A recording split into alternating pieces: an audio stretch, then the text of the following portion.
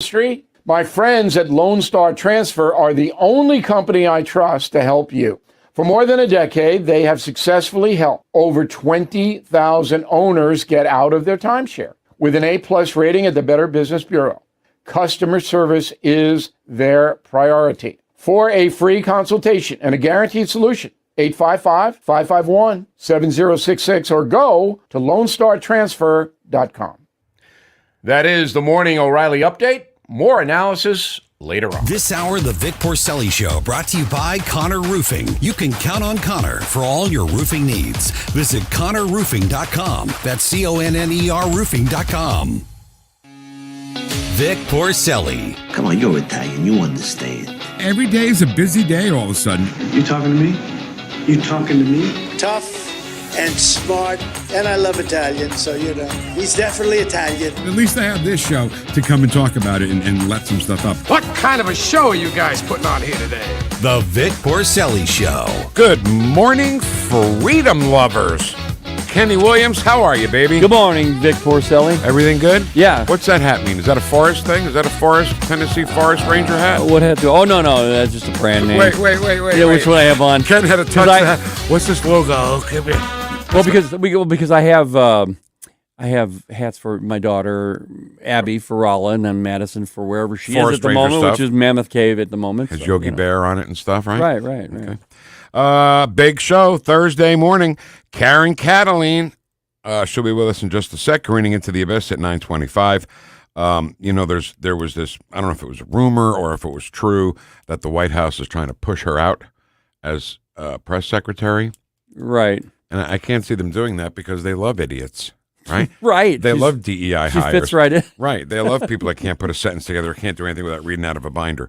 Mark Mix from the National Right to Work Committee will be with us today because I was looking at a picture of one of the tents at one of these encampments. Yeah. And the tent had a UAW, United Auto Workers logo on it. Which is something only you, Vic Porcelli, would pick up. No one else would have seen that. And then you picked it up. And then you said something later that you saw. Well, wait, let's stay on this for a second. Okay. When I first saw it, I was like, what, is that? That's got to be like a Photoshop thing, right? You did. You told me that. Why would they have a UAW logo? Right. So then, a couple of days later, one of these idiots marching had a sign that's with the UAW. It's all it said was UAW. Huh. Nothing else. Nothing about Israel, nothing about Palestine, just United Auto Workers. So what the hell? If you're a union worker and you're a Jew and you're a UAW worker, really? Right. God. Nate Lucas at 10:05, Porcelli's Deli today. Ken, we're going to talk about Bonnie Raitt today. Is that okay with you? Yeah. I had a couple of really cool moments with her throughout the years. Okay. Just two stories, but to me, they're both, I don't know. I build myself up too much sometimes, but it was great. They were both great moments. And our friend Julia Gordon-Bramer is going to join us. She wrote this book, the Occult Sylvia Plath book. Yeah. Or did Sylvia Plath write a book and she's here to talk about that? No, I think she wrote a book and she's here to talk about that. All these people writing books. I know. It's my problem. That'll close us up at 10:41. All right, who's going to do the Pledge of Allegiance for us today? Ken Williams. Okay, let's see here, Vic. I did have it right here. Oh, there it is. There we go. So Corey DeAngelis from American Federation for Children. Love Corey. Go ahead, Betty. Hi, I'm Corey DeAngelis, Senior Fellow at the American Federation for Children. You can follow more of my work and help us in the fight for education freedom at educationfreedompledge.com. I pledge allegiance to the flag of the United States of America and to the republic for which it stands, one nation, under God, indivisible, with liberty and justice for all. All right, Corey, thank you so much. Ken, get me a Jew. We need a Jew. The one and only Karen Kataline. Did you know that I'm married to a trucker? I feel like using a Yiddish word, famished. Toiling in front of my computer, I am. They're just too dumb to lie. He has the effect of 6 shots of scotch. Karen Kataline, good morning, my Jewish friend. How are you? Good morning, my Italian Catholic friend. That was my Gilbert Gottfried, by the way. I told you that story, right? When I asked him. I think so. I was interviewing him right about the time he was Iago in Aladdin, and I said, now how did you, the dirtiest comedian of all comedians. How did you? Why? I didn't even bring that up. I just said, how could you, a dirty comedian, be Iago in a Disney film? He goes, well, they said, we need a Jew. Get me a Jew. We want a Jew. He did it for like 2 minutes. All right. So good morning. How are you? I'm okay. I'm okay. You know you're not. Living in the twilight zone, Yeah. I'm okay. I found myself wanting to talk about fluff this morning, and it's really difficult. How do you talk about fluff right now? I am just going to go where you lead, so you lead. What if I lead you into fluff? That'd be okay. Then that's where we are. We Unfortunately, can talk about Rod Serling in the Twilight Zone and how what we're living in, he could not have come up with. Who, by the way, Rod Serling was Jewish too. Of course he was. My favorite, since you brought him up, my favorite Rod Serling thing that he said at the monologue at the beginning of, every episode. The episode is called Midnight Sun, and the plot of it is that the Earth is getting closer and closer to the sun, and it's getting hotter and hotter. I remember that one. Hotter. And he's standing in front of a window. It's daytime, and he goes, "The time is 10 minutes before 12, midnight. There is no more darkness." I was like, oh my God. And the funny thing about that, spoiler alert, it was just a dream, and the opposite was happening. The Earth was moving away from the sun. Everybody's moving to Florida, where all the Jews go to go play shuffleboard. Isn't that interesting? It just shows you can't always believe what you see or what you dream. And it also goes to show how great of a show that was and how great the writing was. It was brilliant, wasn't it? All right. So fluff time over. I'm sorry. But okay. Well, go for it. Go ahead. All right. Go ahead. Here's what's bugging me, okay? The anti-Israel sentiment, right? I'll find some fluff somewhere to do at the end of the thing, okay?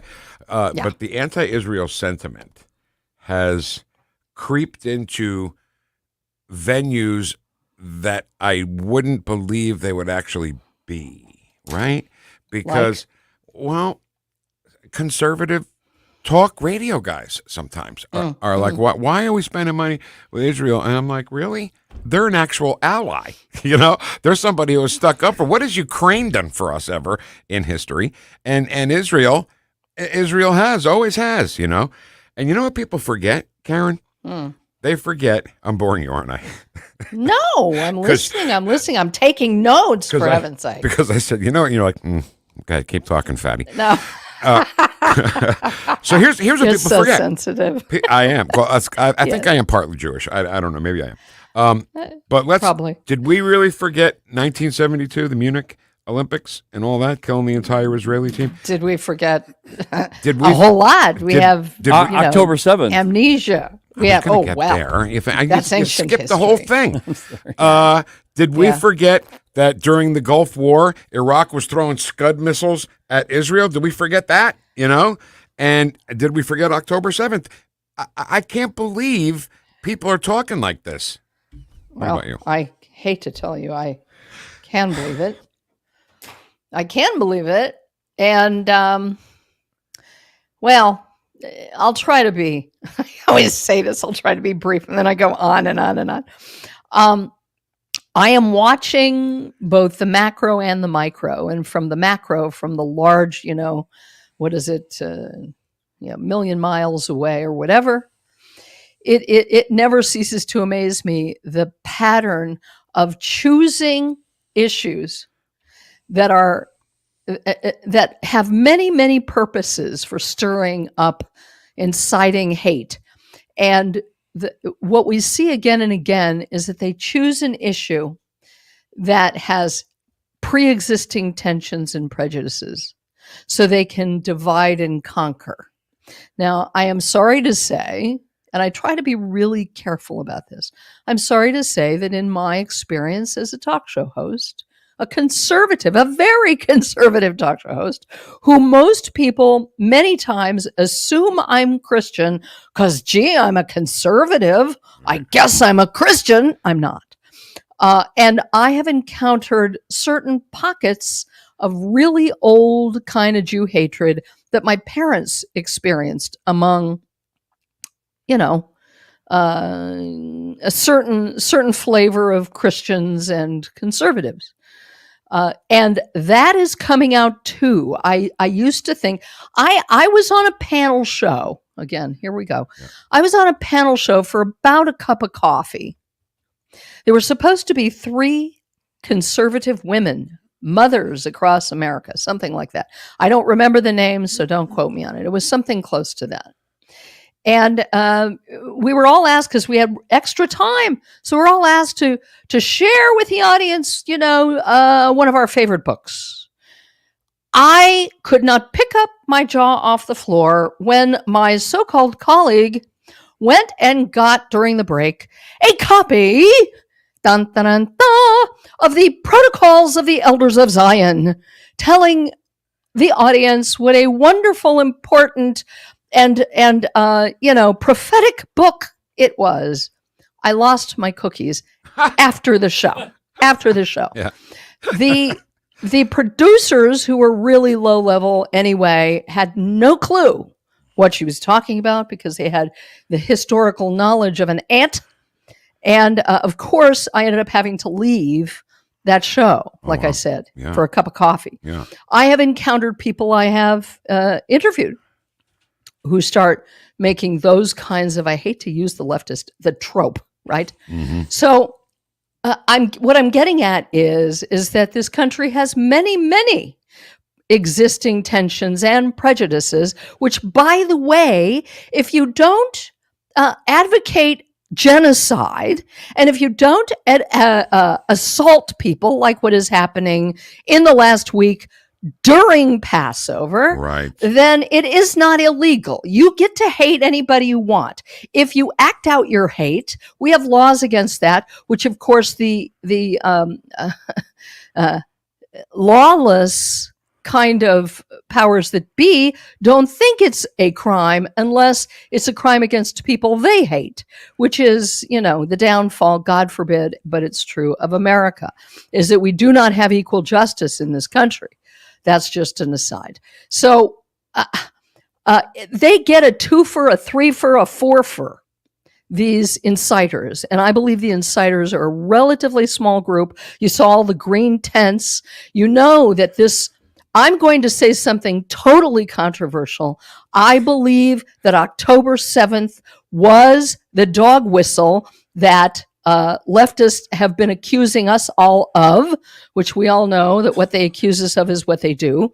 People in this country were waiting for a dramatic sign to go into action.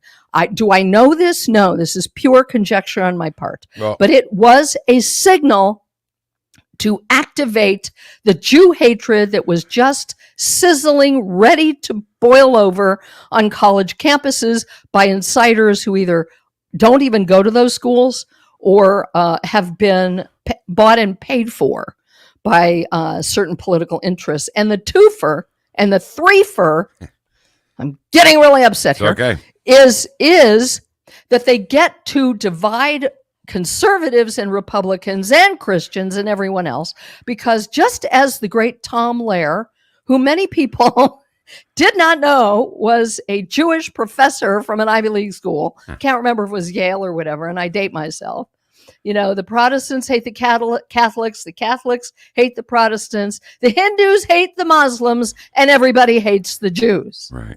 And he was Jewish. So that's what they're after, not only because these are hardcore communists who know that the people who brought the law stand in the way of the godless communism that they advocate and want to force down our throats in this country. I think I need to take a powder. All right. While you do, don't take a powder. Yeah. You got to stay.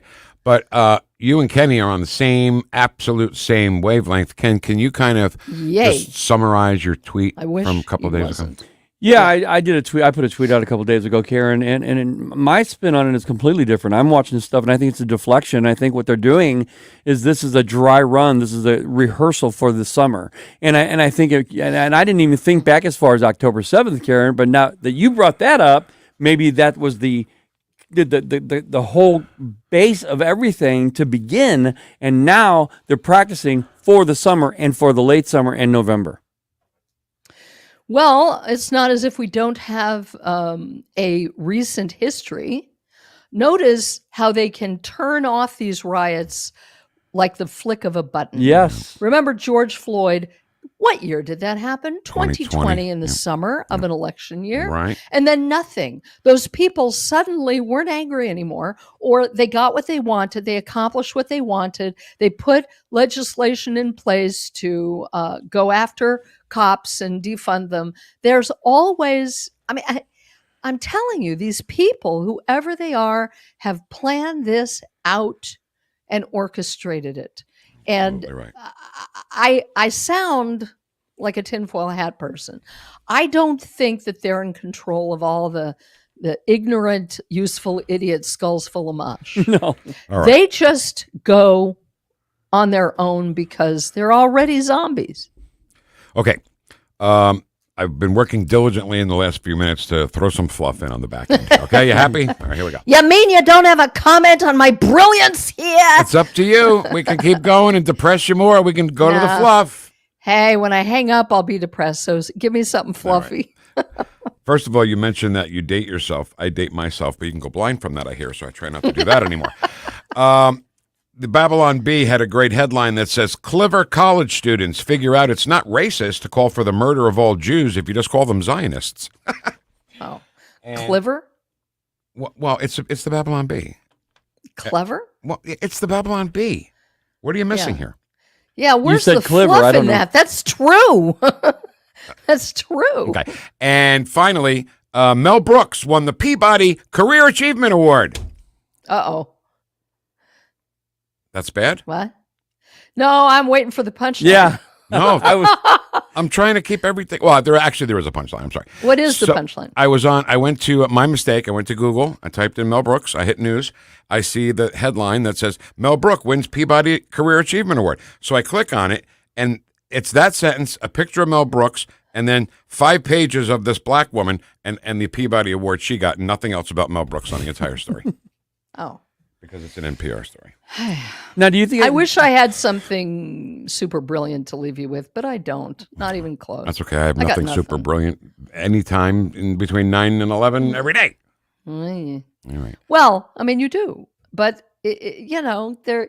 I guess I will say I was highly encouraged when I listened to the news right before I was ready to come on, and I heard about Pi Kappa Phi. I wrote it down and I said, "Ooh, baby, I'm looking that up because that's uplifting." They went to UNC to protect the American flag. They stood down the pro-terrorists, and there are. I'm patriots so out glad. I'm so glad all that tolerance and diversity has had such a profound effect on people's empathy and compassion. there. Yeah, I hear you. I wonder if they would notice how disgusting and vile their protests are if they were protesting against blacks. Well, that's what people are asking, and it's astonishing that they can't see it because I don't know. I think I tweeted something. I put together a little meme that said, as long as they, I don't know. I mean, here we are, sane people. What Kurt Schlichter, who I have disagreed with a lot more lately than ever, says the normals, who look at this and they're being asked to simply ignore reality, to ignore any conscience, any compassion, any sense of humanity at all that they've been lecturing all of us about. I'm sorry, I go on. No, it's okay. I want to read your meme. Karen writes, leftists must see themselves as supremely more caring and compassionate than everyone else. That's why they're able to hate with such unswerving conviction. Wow. Good job, So Karen true. Kataline. Good job. Thank you. All right, I will Thank plan you. some more fluff for you next week, I promise, Oh, okay? baby, because I have a feeling it's going to go on for a while. Yeah, it is. So happy Passover. unfortunately. Sorry I didn't say that at the top of the show. Thank you. We can talk about that too Yeah, let's next do that. week. All It's right. about freedom. KarenKataline.com. Thank you both. Love you. Bye, Karen. Love you too.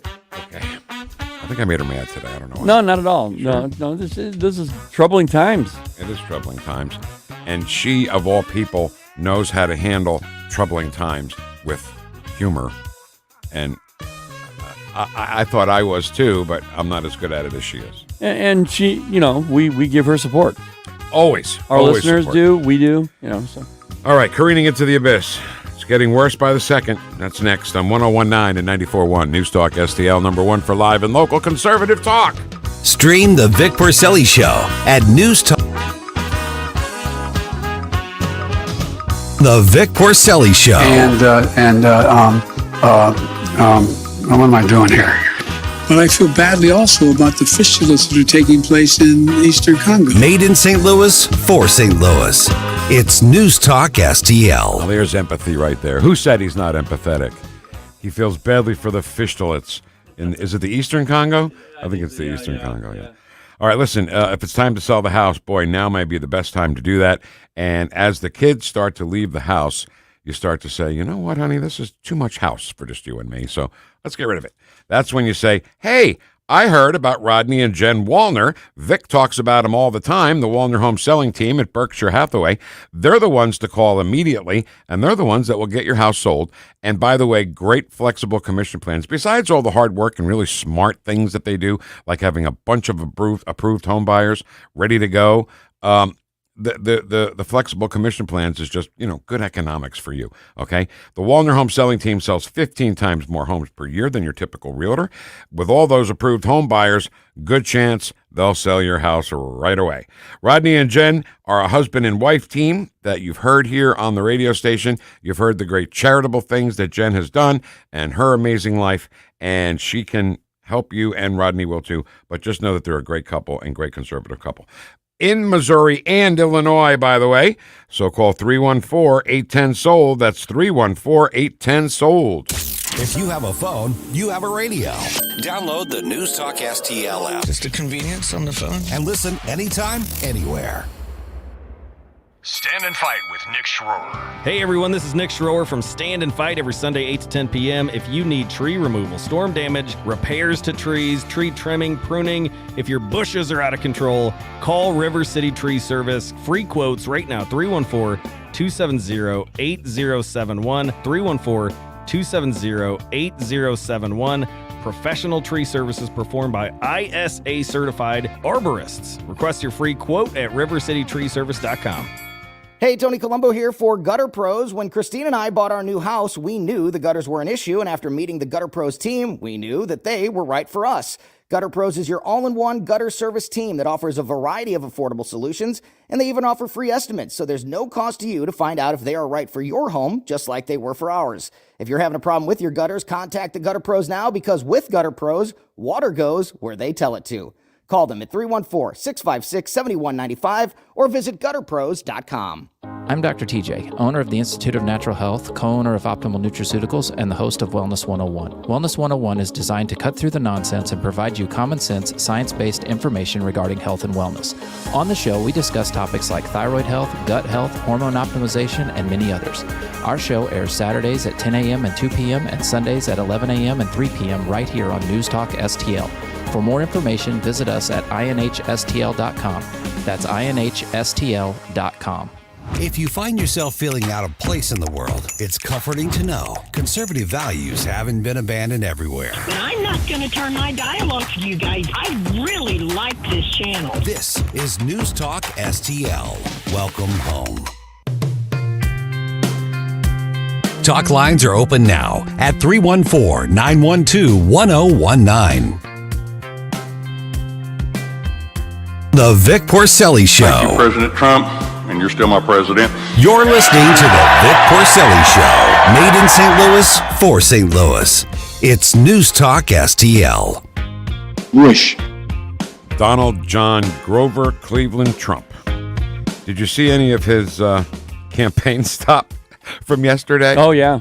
He was making fun of Biden with the pause thing. Remember when Joe said, 4 more years, pause. Right. He kept saying, and Donald Trump kept saying pause. And then he goes, I was watching that on TV, and I said, that's weird. That's what Donald Trump said. He said, that's weird. That's what we say all the time. It's weird. End of quote. Repeat the line. That was another one that he did. End of quote. Repeat the line. And I love his inflection change. Repeat the line, ladies and gentlemen. When it was supposed to be for him. Hey, repeat the line, Joe. Okay, I will. Thank you. God. So bad. So Julia Gordon-Bramer joins us today. Julia Gordon-Bramer is a person who's really hard to dislike. Oh, God, yeah. She's just such a great lady and such a nice person. She's going to talk to us about a new book called The Occult, Sylvia Plath book, and she'll be at Left Bank Books on the 7th of May, which happens to be my anniversary. Your anniversary is coming up, too. The 4th. Yeah. Yeah, May the 4th be with you. That's what it is. You didn't have a Star Wars wedding, did you? No, we did not. Okay. No, it was actually by accident. We didn't even know about. We didn't even think about it. And I was a Star Wars fan, but we didn't even think about it until like 10 years later. That's because you don't lisp. May the 4th be with you. Right. And I'm like, what? That's because you don't lisp. If you lisp, That's true. You would have said that. Well, may the 4th be with you. Fabulous. Fabulous.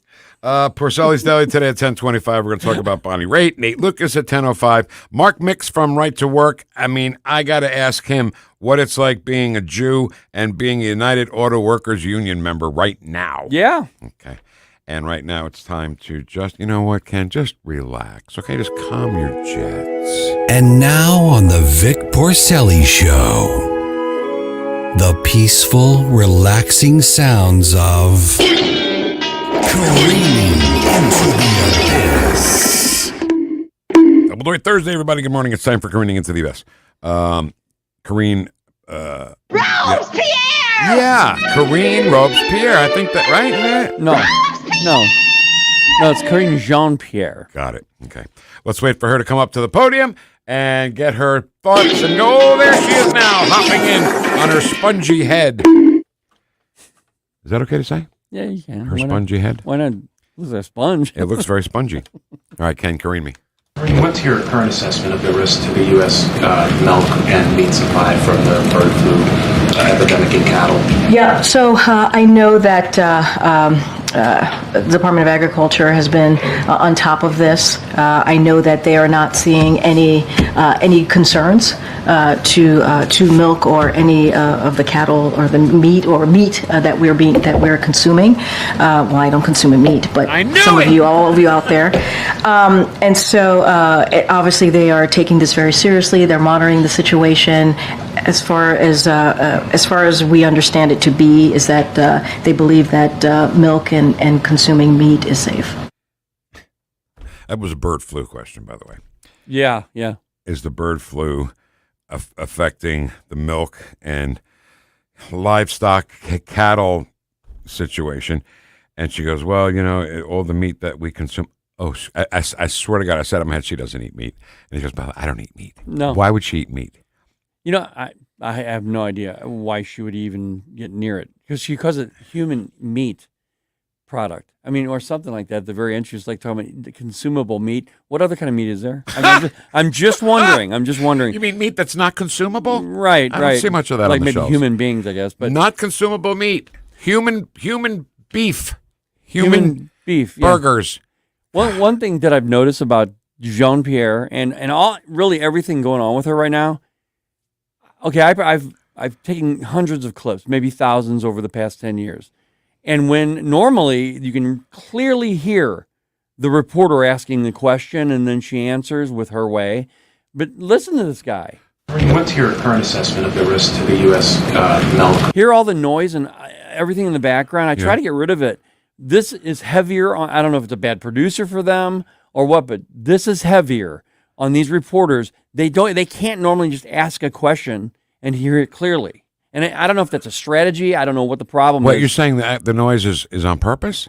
That's what I mean. Wow. I don't know. Oh, hey. All I know is that every time I've tried to gather clips from the press secretary of every administration, including Trump's and Obama's, and we'll go back farther to Bush, you could clearly hear the reporters say what they wanted to say, and then they responded with the answer. Well, you can't hear this reporter. So that audio we just heard was from the briefing room. This was given from... She's at the podium. This is part of their production. Where it's usually dead silence. Right. You're right. All of a sudden there's chaos and you know, background noise. Wow, that's weird. You just can't make it out as clearly as you could in other situations, and maybe it's just as minor as a producer who doesn't know what he's audio levels or something more nefarious. Or it could be. You know? Well, you know, let's with that in mind now. Let's go on to another one. Ken, Karine me. We believe that there should be a ceasefire as part of this hostage deal, and it should happen immediately. And there has not yet been a response from Hamas, as you know. We believe that all efforts need to be brought to bear to convince Hamas to accept the proposal immediately, and have made that clear. Ken, help me. Did she ever serve in the military?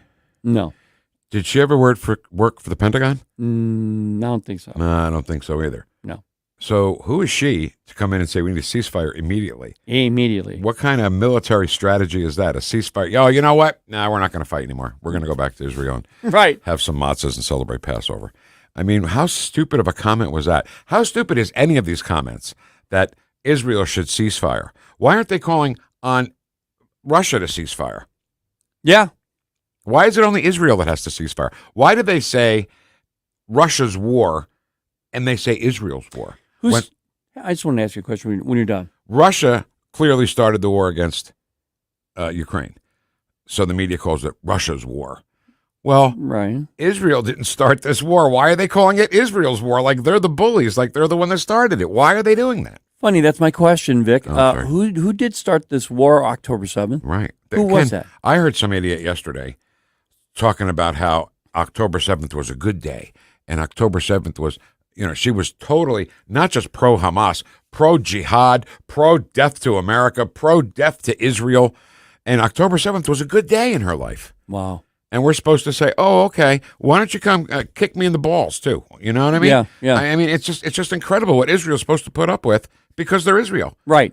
Do you want to do any more? Yeah, well, maybe one more. All right, one more. Kenny, Karine me! Here at home, there's been some dramatic images really across the country over the last 24, 48 hours, especially at the Columbia, UCLA last night, University of Madison, Wisconsin, other campuses.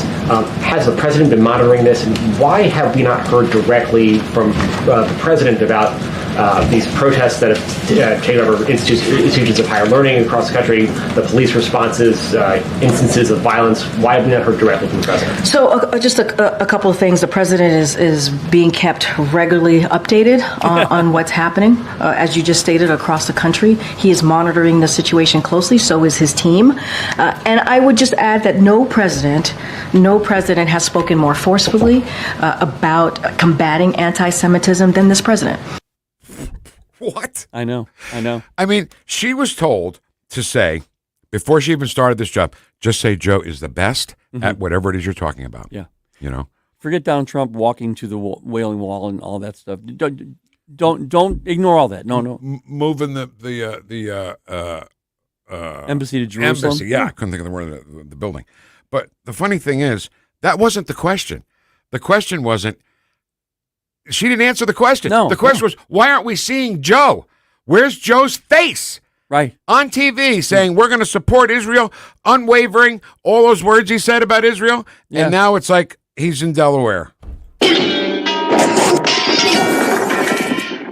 I have a keen dislike for her. She's just so simple. She's just so, Ken, you're right. I'm sorry. Maybe it's not her fault. And I don't think it is. I think she's just not stupid and not smart. Just a not smart person. And a DEI equity hire. Yeah. Well, according to Scooter, that's not true. Well, okay, whatever. That's his opinion. He hasn't been right about anything so far. And so, we kicked his ass on the Disney stock. Oh, yeah. Yesterday. All right, coming up next, the UAW, are they supporting the pro-Hamas? First of all, before we go any further, Katie, our own Katie Fitzpatrick, went to the Fox last night to see Moulin Rouge. Yeah.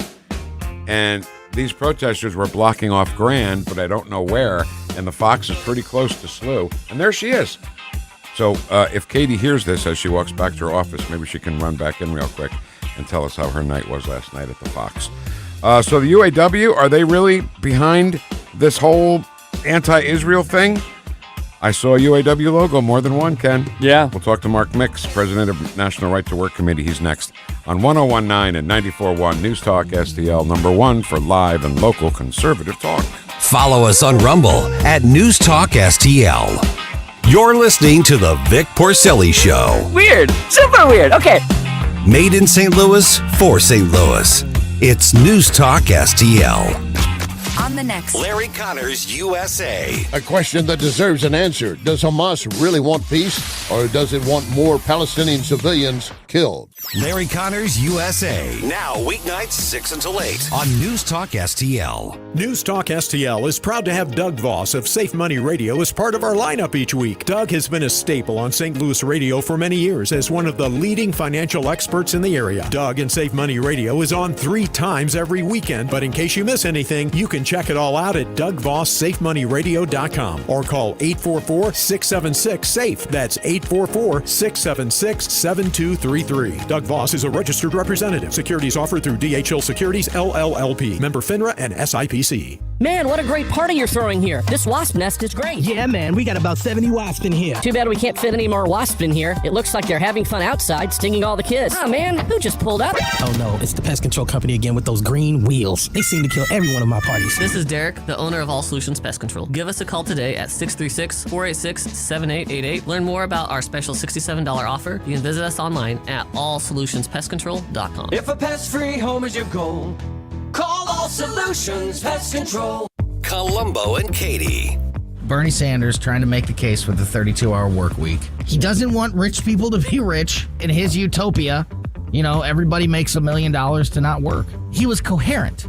He was. The president is not. The lights are on at Bernie's house. It's just that they're all kerosene gas lamps from 1922. But they're on. Tony Colombo, Katie Fitzpatrick. Weekdays at 2 on News Talk STL. Hey, it's Tony Colombo for the Cleaning Pros at Zero Res. Zero Res knows there's nothing more important than the health of your family, and the health of your home has a direct impact on that, and that's why they have this great offer for the month of May. Book a cleaning now and mention the Colombo special, and you'll get 3 rooms of carpet cleaned starting at just $129. Plus, you can take $50 off your air duct cleaning. Keep your home clean and healthy with the pros at Zero Res. Just mention the Colombo special when you call 314-474-2020 or when you book online at ZeroResSTL.com. This hour, the Vic Porcelli Show, brought to you by Connor Roofing. You can count on Connor for all your roofing needs. Visit ConnorRoofing.com. That's CONNER Roofing.com.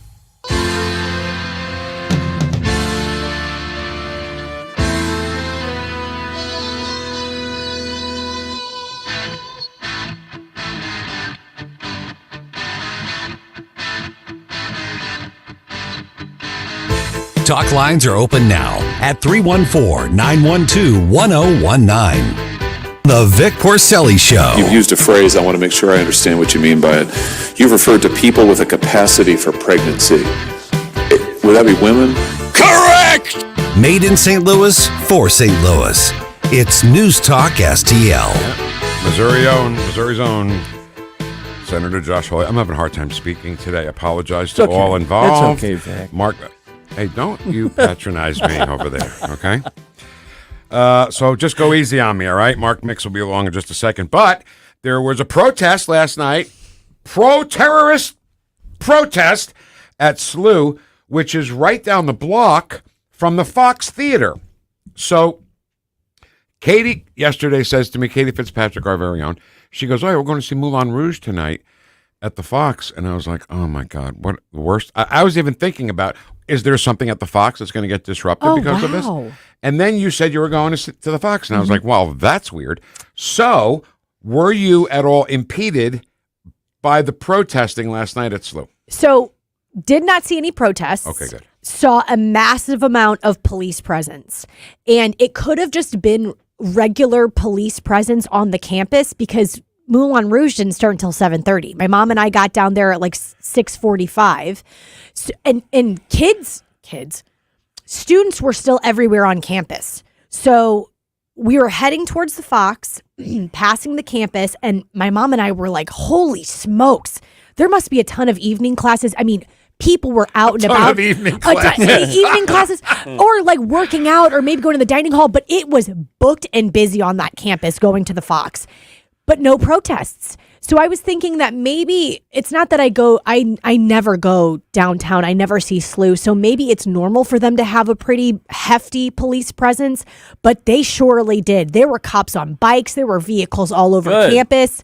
So whatever the case may be, they looked prepared for something to go down. I didn't witness anything, though. Now, at some point, I heard that they blocked traffic on Grand. Oh, wow. So it must have been either before you got there, because the protest was supposed to start at like 6 o'clock. Oh, yeah. It must have been before I got there. And the police might have broken it up by the time you got there. That would have been, I mean, I'll tell you, if they would have handled, if that's the case, and they would have handled that protest and could have applied that to what happened in Colombia would have been done in a day and a half then. Because, I mean, what if they had a protest last night and it was only 30 minutes long and we missed it? They should have been sending the St. Louis police officers up to Colombia and getting it done. How was Moulin Rouge?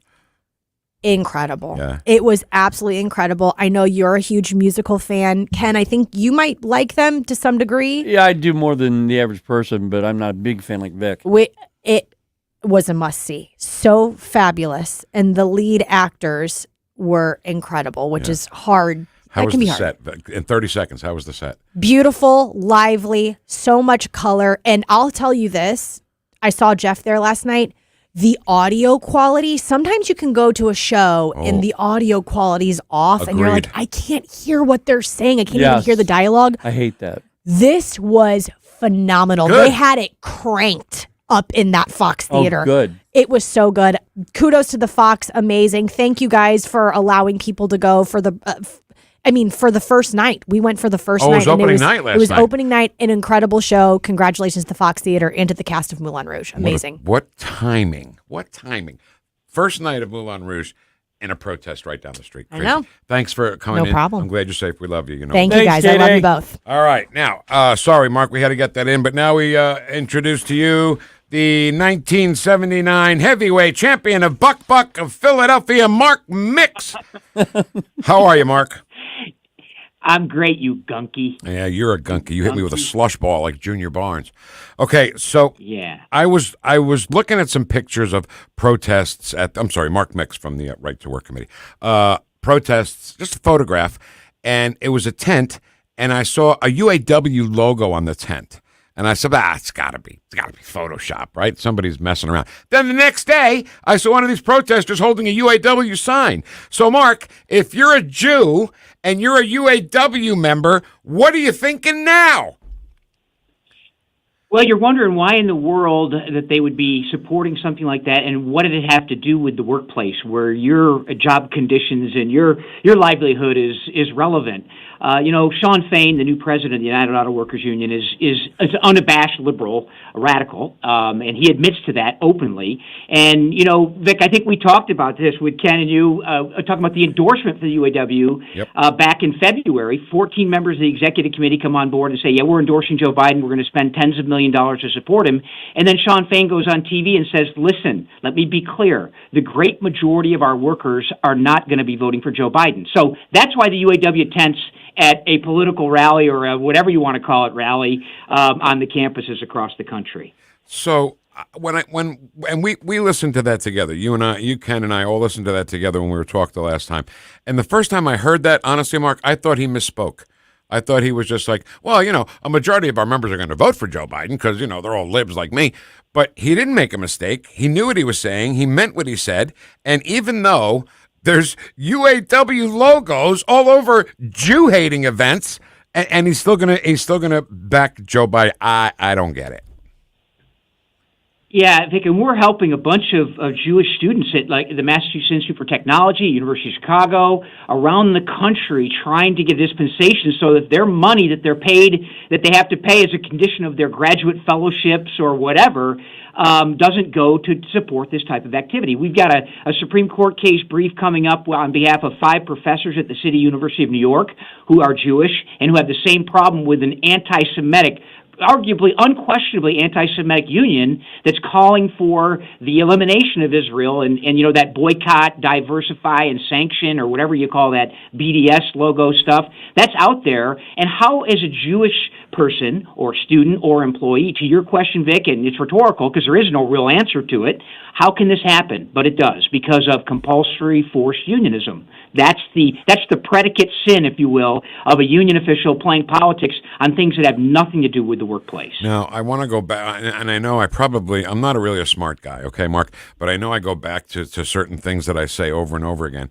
But with a Jewish worker at UAW, a UAW member who happens to be Jewish, works on the line or whatever, a union member that's Jewish for the UAW, this is why I think right to work was created in the first place. Because I'm going to bet that the Jewish worker who works for a company and a UAW member is not going to support, kill the Jews events. Yeah, indeed. And there's lots of history there, Vic. I mean, one of the seminal cases at the U.S. Supreme Court was a 1944 case called Nashville-Louisville Railroad versus Steele. And this was a situation on a railroad where white union officials decided that even though they had the exclusive bargaining privilege, meaning they spoke for all the workers and individual workers couldn't speak for themselves, they decided they weren't going to represent black workers at the railroad. And the Supreme Court looked at this and said, wait a minute, you have got this sovereign power over the conditions, the working conditions and the livelihood of all the workers that you asked for. You demanded this exclusive representation, and now you're saying you're not going to represent certain people because of the color of their skin. And that was a predicate moment in monopoly bargaining history where they said, yeah, you've got this duty of fair representation. And union officials ignore it all the time because they can compel people to pay dues or fees in order to keep their job, and that makes them unaccountable to rank-and-file workers. To your point, that's the whole premise of right to work, is giving individuals the opportunity to say, I like what you're doing, I don't like what you're doing. If I don't like it, I don't want to pay for it. If I do like it, I'm all in. That's the point. It's definitely the point, and I swear to God, you were the first person I thought of when I saw that UAW logo at one of these events. All right, so tell us about, while we got you on the phone, the Philadelphia story. Yeah, another UAW situation, Vic, and not a surprise here. Basically, the UAW union official in a Philadelphia local for a company called Dometic, they were basically threatened. They sent out a mass text to every single employee saying, if you cross the picket line, you can be terminated. We will have you terminated. Well, obviously, union officials have significant power, and if you're a member of the union and you cross the picket line, you can be fined. We've represented employees that have been fined up to $40,000 for crossing a picket line without exercising their rights. If you want to cross the picket line, you have to do certain things. But otherwise, if you don't do those certain things, like resign from union membership, even though you can still be forced to pay fees, if you cross the picket line while you're a union member, you end up in an internal union court. And that internal union court can discipline you, and they can fine you significantly if you don't do it right. And that's why we help workers in situations like this who actually resign their union membership. They go through the process correctly, and then the union comes back and says, we're going to take you to this internal court, notwithstanding the fact that you did it right. And so we're representing these employees up in Philadelphia, UAW employees who disagreed with the strike, crossed the picket line because they needed to work, they needed the money, and the union comes out and says, oh, wait a minute, we're going to fine you, and they sent out this mass email, as I mentioned, that if you cross the picket line, you can be terminated. The union has no power to have you terminated unless you fail to pay them union dues. Then they can request with the employer terminate you. But otherwise, going to work shouldn't be a terminating exercise in one's life, I don't think. I don't know. Maybe you disagree. No, of course not. But, that gets us back to the original story of why would I give you my union dues when you spend it in a way that I certainly don't believe, and certainly crossing a picket line shouldn't get you fired, no matter who you are. Yeah, and that's right. That's common sense, but common sense doesn't rule the day in many of this legislation that was developed back in the 1930s and has been added on through legal precedents and regulatory precedents, and certainly in the last 3 years under this administration, they have done dramatic things to expand the power, not of rank-and-file workers, Vic and Ken, but of the union officials that control the livelihoods of those workers. And that's where they've been granted significant new privileges, and that's where all the trouble starts. That's it right there, yeah. Jimmy Hoffa, man. Yeah. Right. All right. Mark Mix, president of the National Right to Work Committee. Always great to have you, man. Thank you. I know we gave you no notice at all, so thanks for jumping right on with us. We appreciate that. Always a privilege, Vic. Thank you. All right. He was the first guy I thought of. Yeah. With that UAW thing. First guy I thought of when you have a union That's pretty darn powerful in this country, Ken. Allowing their logo to be at these Kill the Jews protests. Yeah, first of all, how can they allow that? Right. Didn't somebody at UAW say, whoa, hey, get that logo out of there? These are like extreme racists that are on this campus right now. You want the UAW to be aligned with that? Oh, great, okay. Yeah. What were you going to say? No, I was just going to say you can get a hold of Mark on X at Right to Work, and then he's the president of the National Right to Work Committee, and you can look that up, and you'll find him there as well. Have you ever seen the movie The Odd Couple with Walter Matthau and Jack Lemmon? Yeah. Remember Vinny, the guy that Speed's always yelling at? He's got the glasses and everything's going. Oh, yeah. Doesn't Mark look a little bit like Vinny? A little bit, yeah. He does. Yeah. Same kind of I imagine by hearing him talk, the same kind of mannerisms as well. Right. The only thing that's missing is the voice. Yeah. All right. Since we got a minute or two, can we say hi in the chat box here? Yeah, sure. You pick Facebook or Rumble. I say Facebook. Facebook. Good morning, Vic Heads. It's Deli Day. There's going to be okay. I don't need Scooter to tell me where our guests are going to be. And I don't think he got it right, actually. I don't know if he did or not. All right. Good morning, Vic Heads. Good Thursday morning. Any democracy is a natural ally of America. That's what Scooter said. But Ukraine is not a democracy. I don't know why. I don't know why they don't understand. Yeah, it's really not. I mean, prove it to me. They shut down the media. They shut down religious places of worship. They're not a democracy. They canceled an election. He did. Yes, they did. Zelensky. And which I believe a democracy should have elections. Barry Big says, "Happy Double Doit Thursday, gents." You got that right. And then he said, "Doesn't intifada sound like a new menu item at Taco Bell?" Can I have the intifada burrito, please? Would you like some hot sauce? Intifada, with cheese, too. I want extra cheese on that one. Little intifada. Jason Hetty says, "It's called a man burger. That's what they turned Biden's uncle into. But she doesn't eat man burgers either." Oh, my God. You could spin that too many ways that we can't do on radio. The cannibals had Uncle Bozy burgers. Okay. Right? Yeah. With some of the let it go. Let it go, Vic. Intifada sauce. Let it go, Vic. At Taco Bell. Let it go. Amy said, "Jason, that made me choke on my coffee." You guys are the best, I swear to God. Oh, no, we're done. Way out of here. Good morning, all Patriot Kids. We can't get all this in. I promised that we got to get back to the Rumble people, okay? Because they're doing some great stuff. Well, yeah. We're coming at you, Rumble, soon. Sorry, guys. I blame Ken. He got me going. It's my fault. He wouldn't let me talk about intifada sauce. No, stop it. At Taco Bell on an Uncle Bozy burger. No. Come on. That's what the cannibals love. Yeah, well, we can't go any further with that on the radio. Uncle Bozy burger. All right. Nate Lucas starts off next hour at 10:05 on 101.9 and 94.1 News Talk STL. Whoosh. If you're considering an annuity as part of your retirement plan, we need to talk. Hi, I'm Bob Stockdale, Senior Vice President Investments with the ClearPath Wealth Management Group at Stifel and host of On the Money Saturday mornings at 9 on News Talk STL 101.9. Annuities can be a useful tool for some retirement investors, but not all annuities are created equal. Every week, we meet clients who own complex annuities that don't suit their needs and, in some cases, actively undermine their retirement plan. Before you purchase an annuity, get a second opinion from the ClearPath Wealth Management Group at Stifel. Requesting a consultation is free of charge. To request a free consultation, contact us at clearpathinvesting.com. That's clearpathinvesting.com, or call us at 636-695-2650. That's clearpathinvesting.com or 636-695-2650. Stifel Nicholas & Company Incorporated, member NYSE and SIPC. Attention, City of St. Louis. Ready to reclaim your greatness? Join us for an evening with a champion of law and order, Attorney General Andrew Bailey. Awarded 2 Bronze Stars and having commanded over 300 troops on the front lines of Iraq, A.G. Bailey is the leader now fighting for our city. Have a question for A.G. Bailey? Get it answered straight from him this Thursday, May 2nd at 7 p.m. Visit stlouisrepublicans.com for more details. Paid for by St. Louis City Republican PAC, Curtis Farber, Treasurer.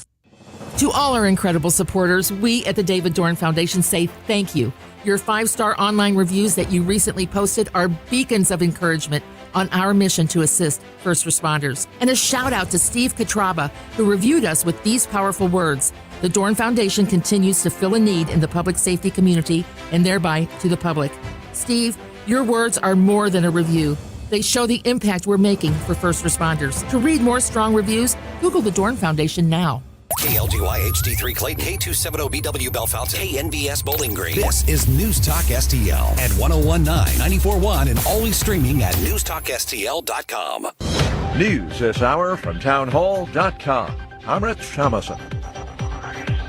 A tense calm has returned to the UCLA campus after police in riot gear moved in early this morning, clearing out protesters and dismantling their encampment. Demonstrators ignored earlier warnings to leave or face arrest. As they advanced, police deployed flashbang grenades and had to dismantle barricades erected by the protesters. An unidentified White House official says that today, President Biden will finally break his silence about the nationwide protests. As Secretary of State Blinken urges Hamas to accept the latest Israeli ceasefire proposal, correspondent Joseph Fetterman in Jerusalem says Israel's leader remains committed to destroying the terrorists behind the attack on Israeli civilians. Israeli Prime Minister Benjamin Netanyahu is sticking to his pledge. He says he still wants to carry out an operation in the Gaza city of Rafah. That is the last Hamas stronghold in Gaza. Blinken has issued a warning against that. Hamas may give its answer to the Israeli proposal later today. Former President Trump's criminal trial is resuming today in New York after yesterday's day off. Mr. Trump back in court this morning. He's complaining of being forced to spend day after day in the Manhattan courtroom. In a kangaroo courtroom with a corrupt and conflicted judge enduring a Biden sideshow trial at the hands of a Marxist district attorney, Soros backed, who's taking orders from the Biden administration. They're all of these trials. Prior to today's testimony, there was a hearing on allegations by prosecutors that Mr. Trump violated the judge's gag order 4 additional times. No immediate ruling on those allegations by the judge. Wall Street, the Dow is up 169 points. The Nasdaq ahead 112 points. More on these stories at townhall.com. This is an important notice to all U.S. taxpayers. The IRS is giving away billions of dollars in tax savings through a federal program called the Fresh Start Initiative to aid delinquent taxpayers. This initiative was established for anyone facing financial hardship and unable to pay their back taxes. Qualifying and enrolling in this program will stop all collections, settle your delinquent tax problem, and even reduce what you owe by thousands of dollars. Call the hotline at People's Tax Relief to see if you qualify and get this free information by dialing 800-727-9105. If you have unfiled tax returns or cannot afford to pay your personal or business back taxes, you can now get the help you need. One simple phone call can resolve your tax problem and save you thousands of dollars. To see if you qualify and to get this important free information, call 800-727-9105. 800-727-9105. 800-727-9105. This hour of News Talk STL is brought to you by Rodney and Jen Wallner and the entire Wallner home selling team at Berkshire Hathaway. Call them today at 314-810-SOLD. 314-810-SOLD. From the Michaels Flooring Outlet Weather Center. Warm weather on tap today, highs in the middle 80s. I'm going 87 in St. Louis this afternoon. Now, we'll be dry this morning, but once again on the lookout for thunderstorms from late this afternoon into the evening.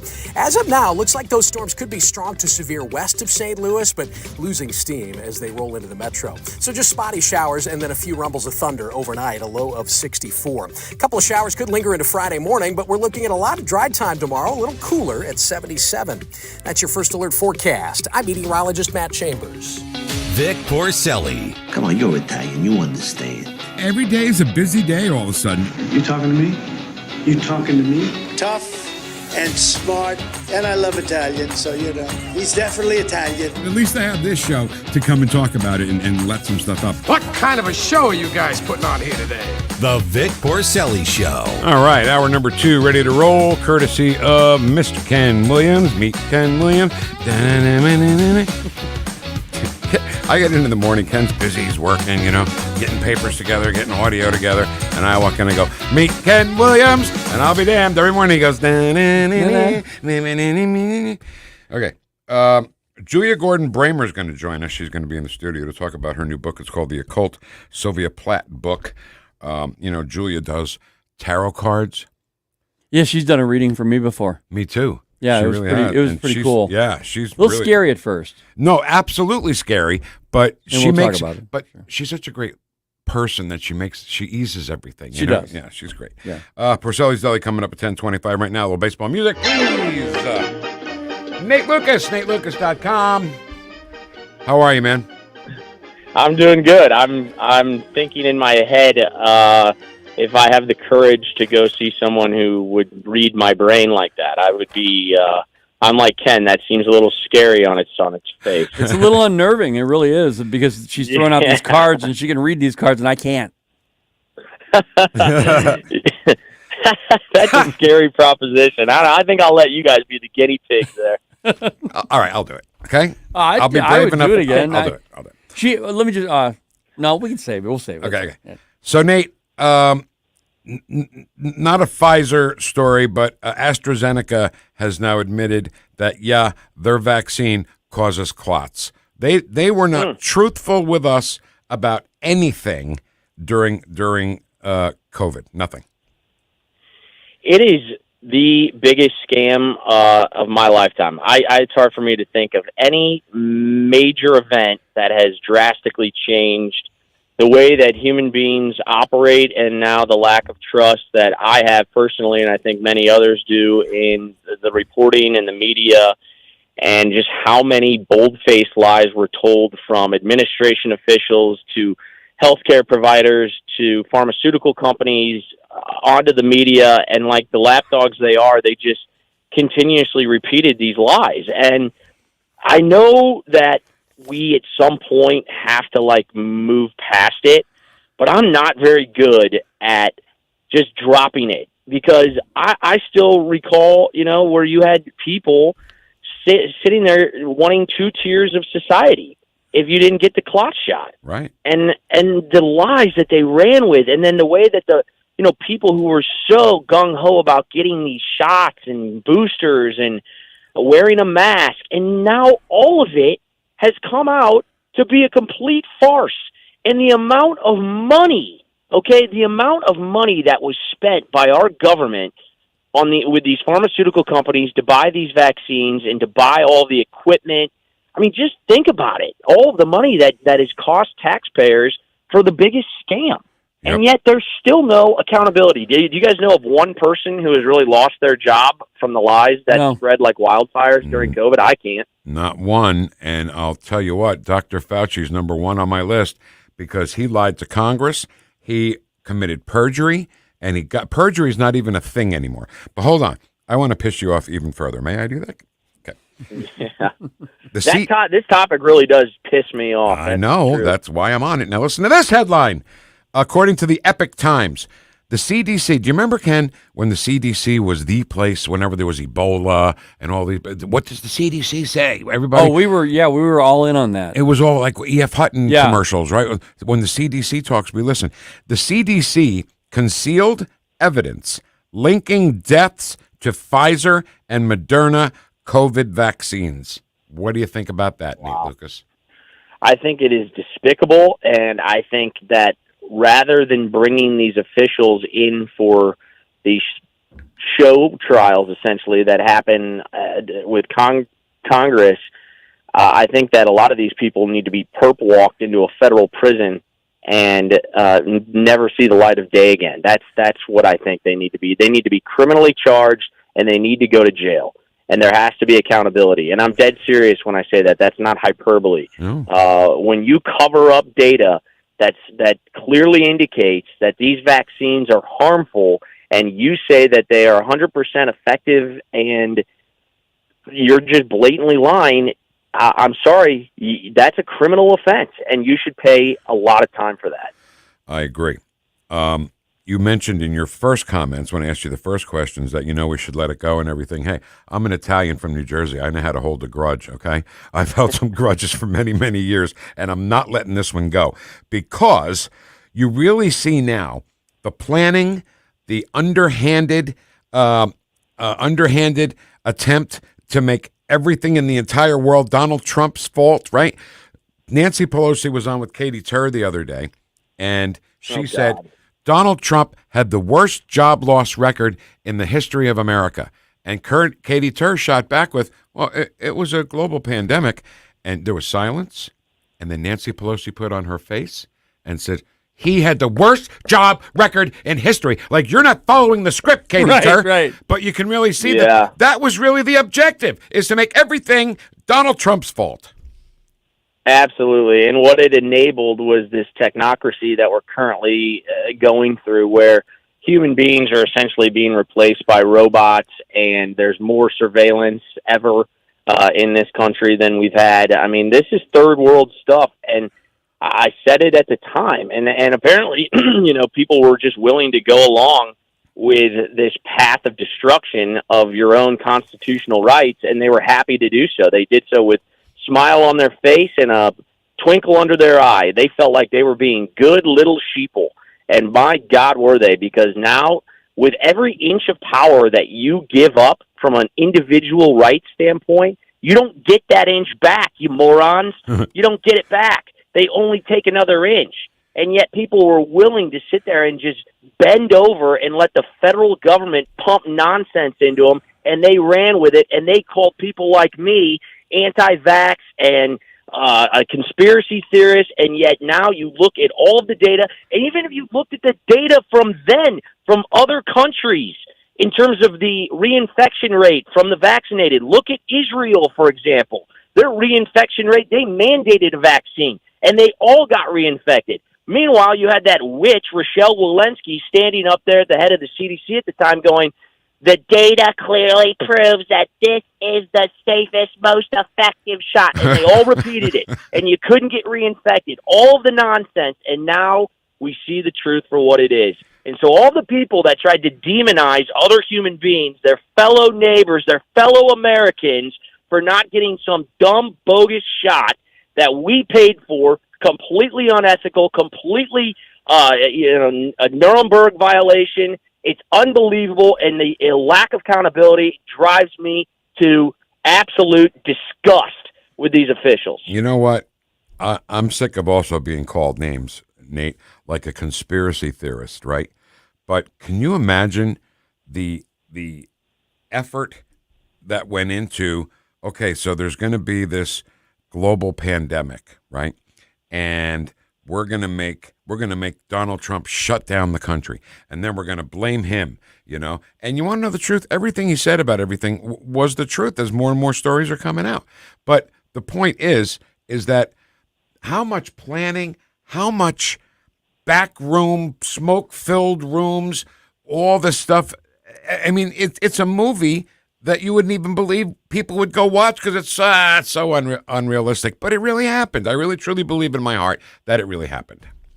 I do, too. And I think if you've ever seen the show House of Cards, it gives a nasty, kind of accurate depiction of how government operates. There's a lot of, and I think a lot of it aims right at the unelected bureaucracies, officials, who dictate how this country operates. And if you don't think at this point in time that COVID was used for two things: one, to get more control over every single human being on the face of the planet, and also as a way to undermine Donald Trump's success during his 4 years in office.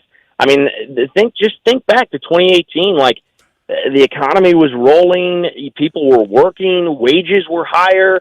It just seemed like everybody was happier, and then they slapped this pandemic on everybody, and you go into lockdown mode. Remember, Donald Trump infamously wanted to reopen everything on that Easter Sunday. Remember, he was talking how glorious it would be to celebrate High Holy Day of Easter with reopening the country. It's open for business. And all of the people, the Trojan horses in his administration, which I hope to God he has learned from when he's reelected in November, but those people kept him in check. And I think that these agencies, the CIA, the FBI, the NSA, you name it, top down, they all worked in one concerted effort to grasp power from the President of the United States. They truly undermined what he could do. And that's a scary thought, because these are unelected officials, again, unelected officials that are literally telling you to your face that voting for Donald Trump is a threat to democracy, while they literally destroy democracy right in front of your face. Yep. and they were working on impeachment before he was even sworn in, right? This is what I'm talking about, the planning, right? They worked on impeaching him before he was even sworn in. Then we find out, Nate, that they had pallets of documents sent to Mar-a-Lago before the DOJ raid, which included classified documents, which they say he took home. He didn't even bring them home. They sent them to his house. And Nate, also in addition to that, on that point, Nate, they actually sent them over to Mar-a-Lago, and the National Archivist, he's an extreme left guy, and he was saying, I want those now, Trump. And of course, Trump's going to say, well, I'm looking through.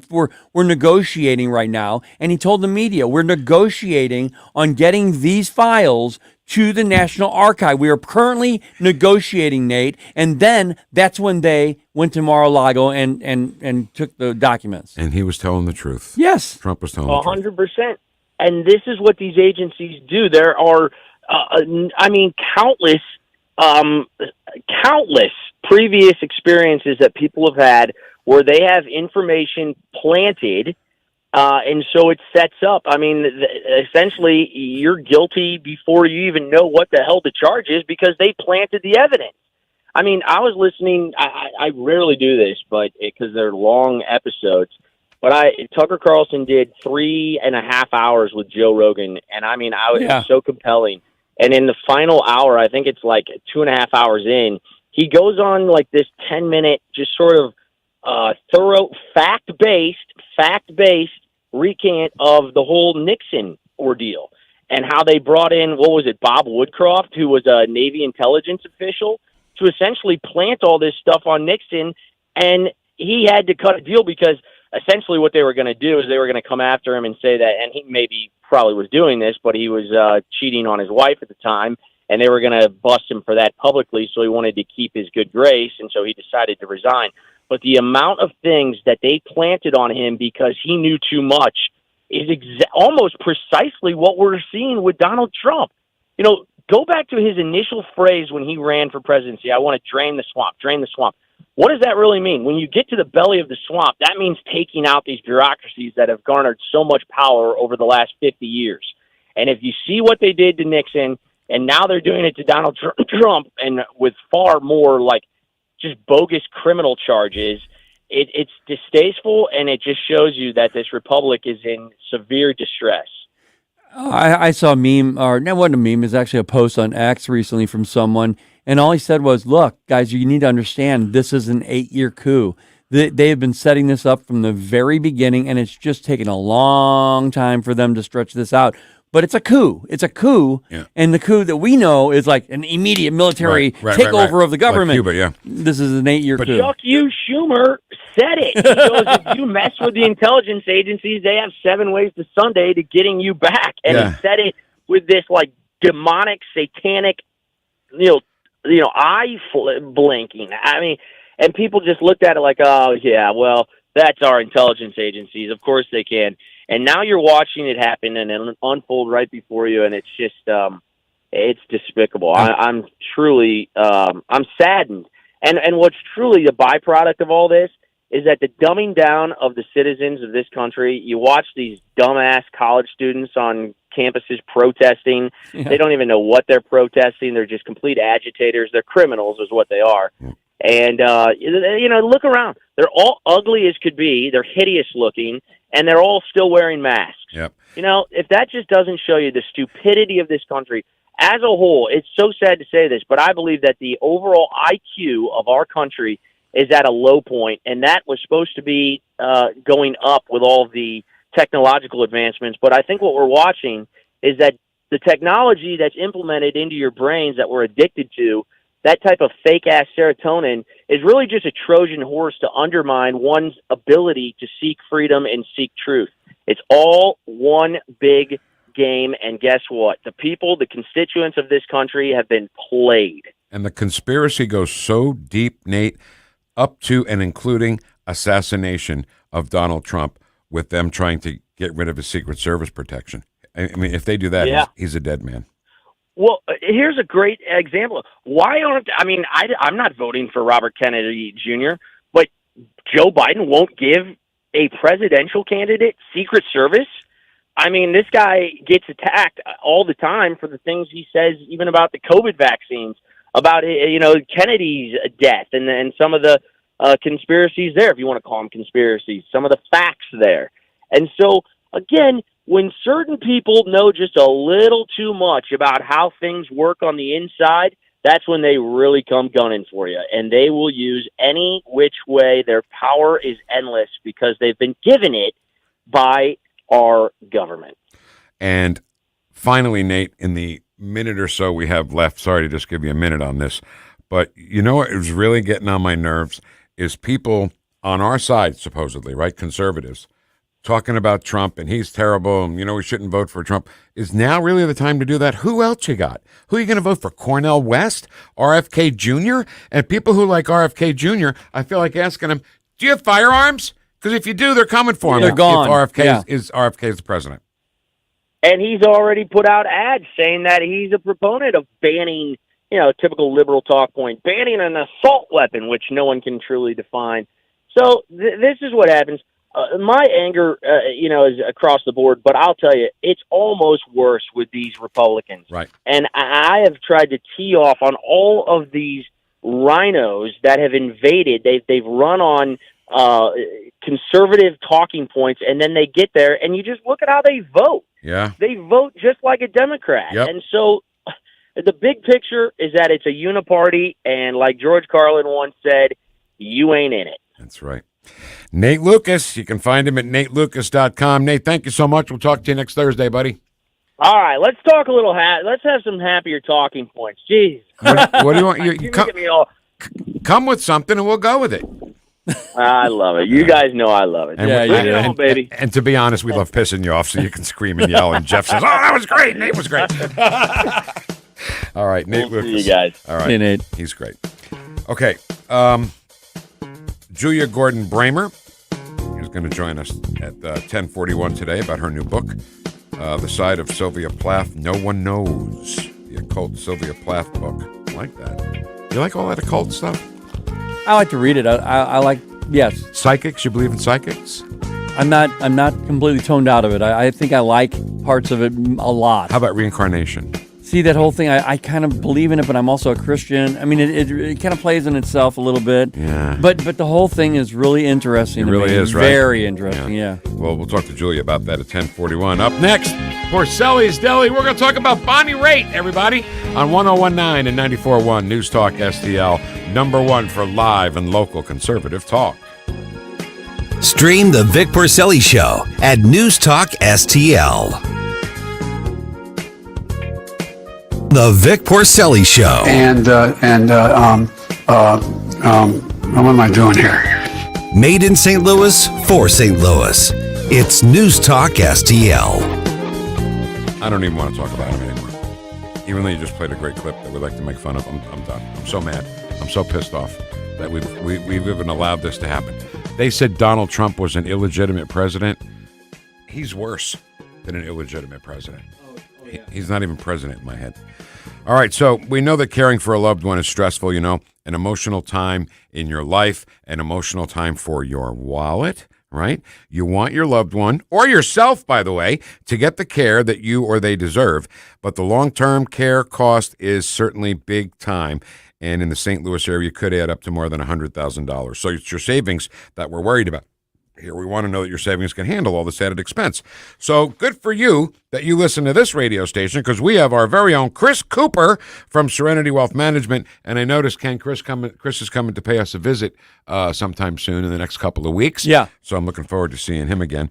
And if you're planning in advance, which, planning in advance is something great, something I've never been good at, but Chris was here to help you do that. If you have health concerns already, or even if you're living in a care community today, there are solutions, tax-efficient solutions for you. So go to SerenityLTC.com, get a free copy of Chris's book called The CPA's Guide to Tax-Free Strategies for Long-Term Care. Don't wait, get it now. Get the serenity you deserve. Go to SerenityLTC.com. Serenity now with Chris Cooper.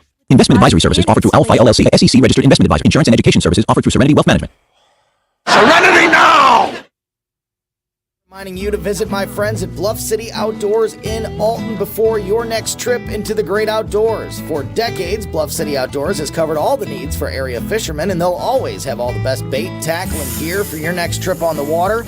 And now they cover all your bow hunting needs, including their state-of-the-art indoor archery range and techno hunt system, open every day for you to come shoot, or you can join a league. Follow Bluff City Outdoors on Facebook and learn more at bluffcityoutdoors.com. Looking to get a new carpet, hardwood, or tile installed quickly and efficiently in your home? Look no further than Michael's Flooring Outlet. Michael's Flooring Outlet is a family-owned and operated business with a 30-year history of offering a diverse array of high-quality options in flooring. My parents and in-laws used Michael's to rip up their old carpet and replace it, and they are both happy with the product and installation from Michael's. You can shop at one of their 3 locations in Creve Coeur, Darting Prairie, or St. Peters, or you can check them out at igotfloored.com. That's igotfloored.com. Hello, fans of the paranormal. I'm Frankie, host of the newest show on NewstalkSTL on a Garage, and we'll be discussing everything paranormal, from ghosts, demons, hauntings, and aliens to Skinwalker, Bigfoot, fairies, and the Chupacabra. Every Saturday night between 9 p.m. and 10 p.m., me and Jeremy will discuss mysterious events in St. Louis and surrounding areas, including gateway families and unsolved true crimes. That's right, it's all right here exclusively on NewstalkSTL from 9 p.m. to 10 p.m. every Saturday night. Columbo and Katie. With just 2 weeks left of the Missouri legislative session, a historic filibuster brought things to a standstill in Jeff City this week. We'll get an update on what's happening Thursday from Rep. Justin Sparks at 2:20. Weekdays at 2 on NewstalkSTL. Welcome to Porcelli's Deli. Yes, very good. I'll have a Bloody Mary and a steak sandwich and a steak sandwich, please. Over here. Ketchup. Where's the ketchup at? I bet the Chinese food here is terrible. With Vic Porcelli. He's a very strange young man. He's an idiot. Porcelli's Deli is moved to 1019 and 94.1 Newstalk STL. Come on in. We're open. Have a seat. Vic will tell you a story. Hi there. Welcome to Porcelli's Deli. You look fabulous. Come on in. Today we're going to talk about a singer, songwriter. I like to call her a blues artist. Her name is Bonnie Raitt. And before you start giving me she's a crazy lib, why are you going to talk about her? I think we've mentioned many times, Ken, that we are able to separate the politics from the art. Yeah, we can. Yeah, we can. And we do. This is a situation, you know. We always bring up the example of Robert De Niro, you know, great big dumb political jerk. I'll still watch him be the Godfather any day of the week, you know.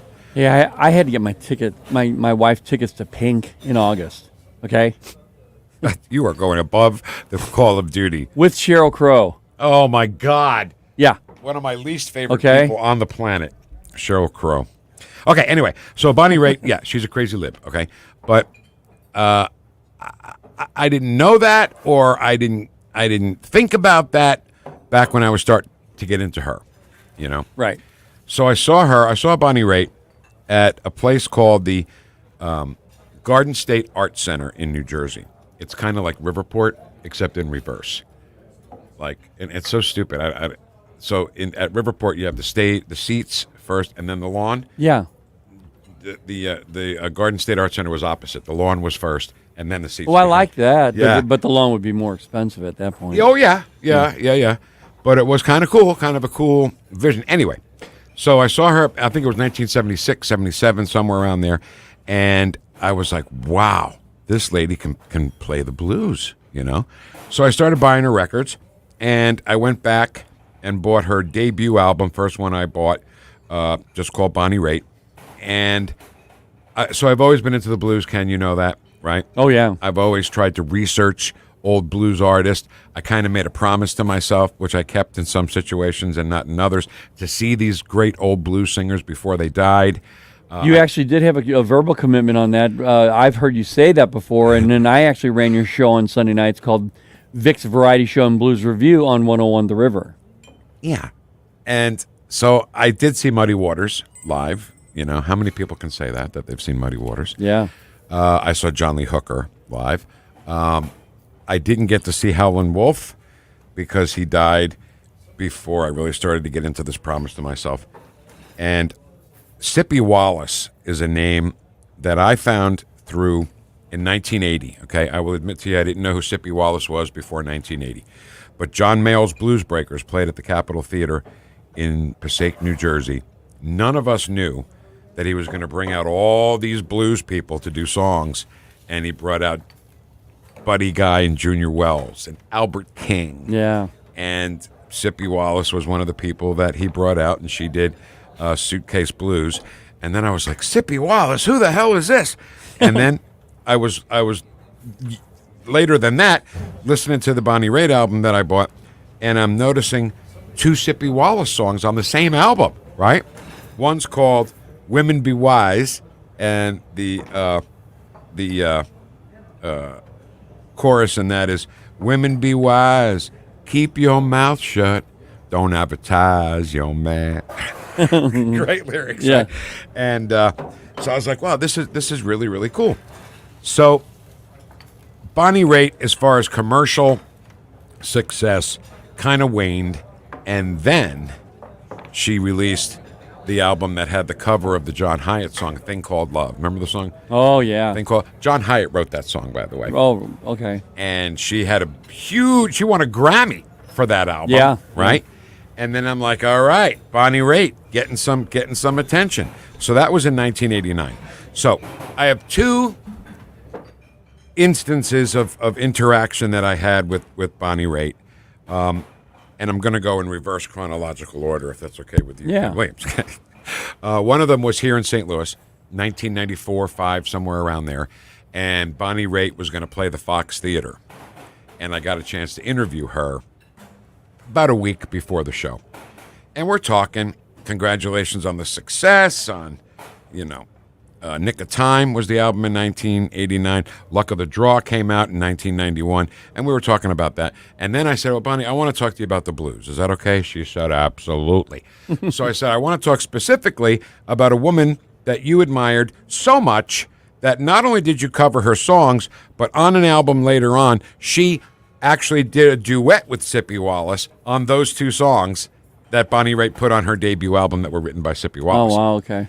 And I said, let's talk about Sippy Wallace. And she goes, oh, man. She goes, nobody asks about Sippy. You're the first person to ask me about Sippy Wallace. And I was like, well, that's kind of cool, right? Yeah, that's really cool, yeah. And she called her the sassiest, smartest blues singer of all time. And by the time I got to see her in 1980, but at this time she was dead. Sippy Wallace was dead at the time of this interview. But when I saw her, she looked old in 1980. Like they had to help her onto the stage to sing the one song. So she was happy with that. And I said, hey, everybody, Bonnie Raitt, go see her at the Fox Theater coming up on whatever date it was. So I'm going to mention a name here just because she's part of the story. Madeline Dames. Do you remember the name Madeline Dames? She did publicity and stuff for artists. And I got tickets to go see Bonnie Raitt. And Madeline got me to go backstage to meet Bonnie Raitt before the show. Oh, nice.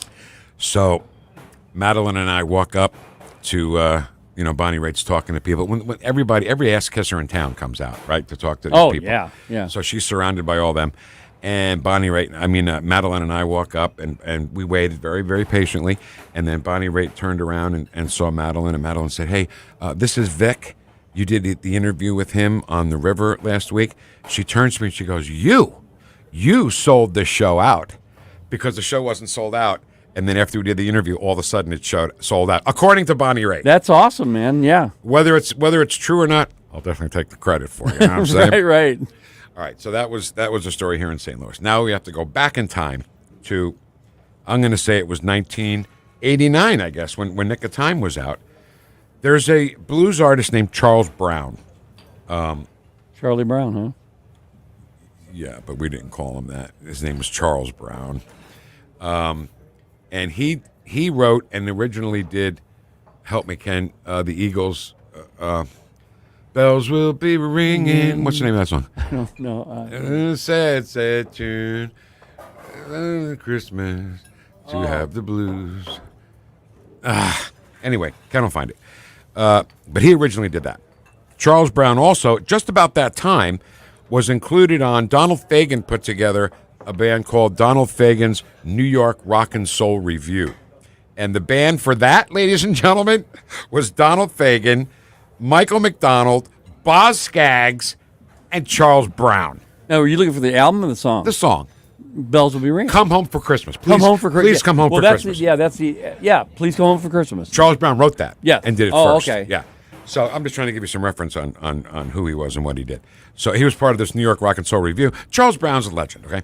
So there was a concert venue in New Jersey, Northwest New Jersey, in Waterloo, New Jersey. And it was very close to the radio station. So any concert that went there was our concert. New York stations had to stay away. Oh, okay. It was our place. It was our venue. Stay away. Matter of fact, when George Thorogood played there, we brought him on stage.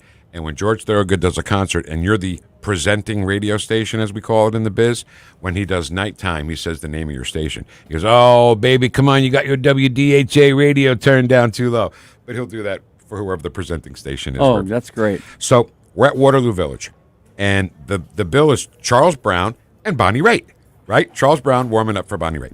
So I'm back there. I know I'm going to bring on Bonnie Raitt. So I'm just trying to be a good guy. And, I'll bring on Charles Brown if you want me to, And I'm standing there on the stairs. There were stairs directly at the back of the stage. And I'm standing there with both my hands on the rails. And I feel somebody next to me.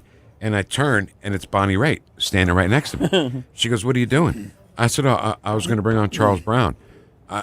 And she goes, "Oh, I usually do that. I usually go out and I introduce Charles Brown." Now, how cool is that, first of all? Yeah. For the headliner to come out and bring out the opening act. And I said, "Oh, I'm sorry, Bonnie, I didn't know. I was just trying to help." And she goes, "Don't worry."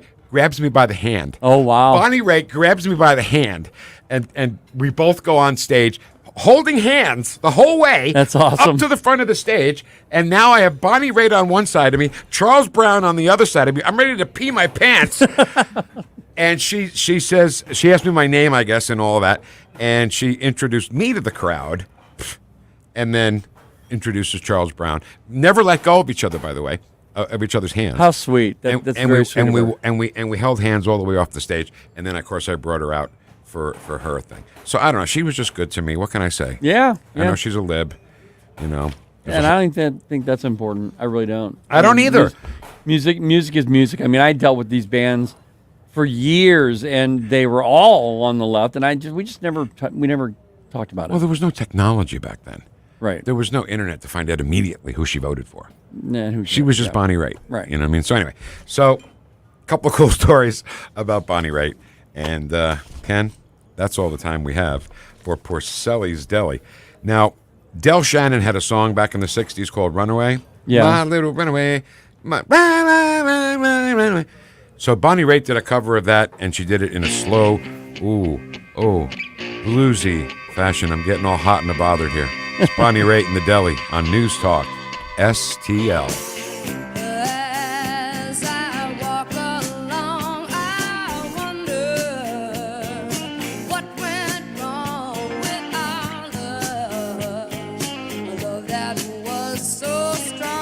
So different from the original, but so cool.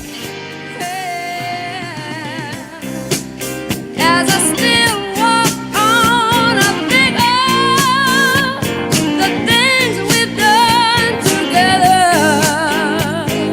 while our hearts were young. Instead of a guitar solo, there's a harmonica solo. Really cool. That's really cool, yeah.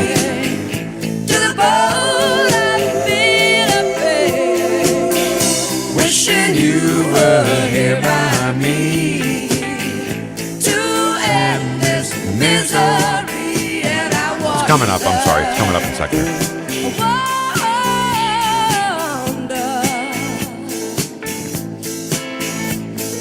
Why?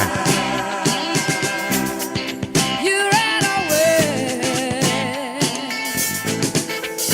and I wonder if you will stay. All right, here it comes. My little runaway, You hear that harp creeping in? my runaway.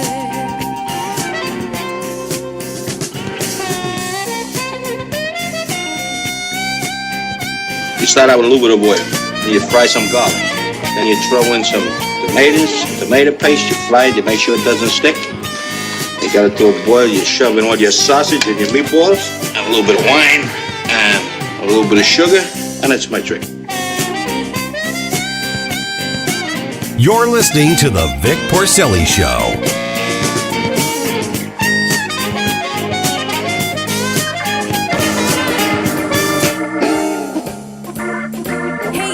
Reminding you to subscribe to our show podcast so you never miss anything that happens here at NewstalkSTL. Get our podcasts every day on the show pages at NewstalkSTL.com or just subscribe to your favorite shows on Spotify, Apple, Google, Amazon, or anywhere else you get your podcasts. So, you want Steph's Pizza, but you're in Lake St. Louis and it's just too far to go. Not anymore. Now you can feed that Steph's Pizza craving quickly and conveniently in Lake St. Louis. Same great menu with a new location. 111 Pond Fort Trail in Lake St. Louis. Steph's Pizza in the Chesterfield Valley on Long Road, in St. Peter's on Jungerman, and now in Lake St. Louis. Check them out at Steph'sPizza.com because tonight's a good night for Steph's Pizza.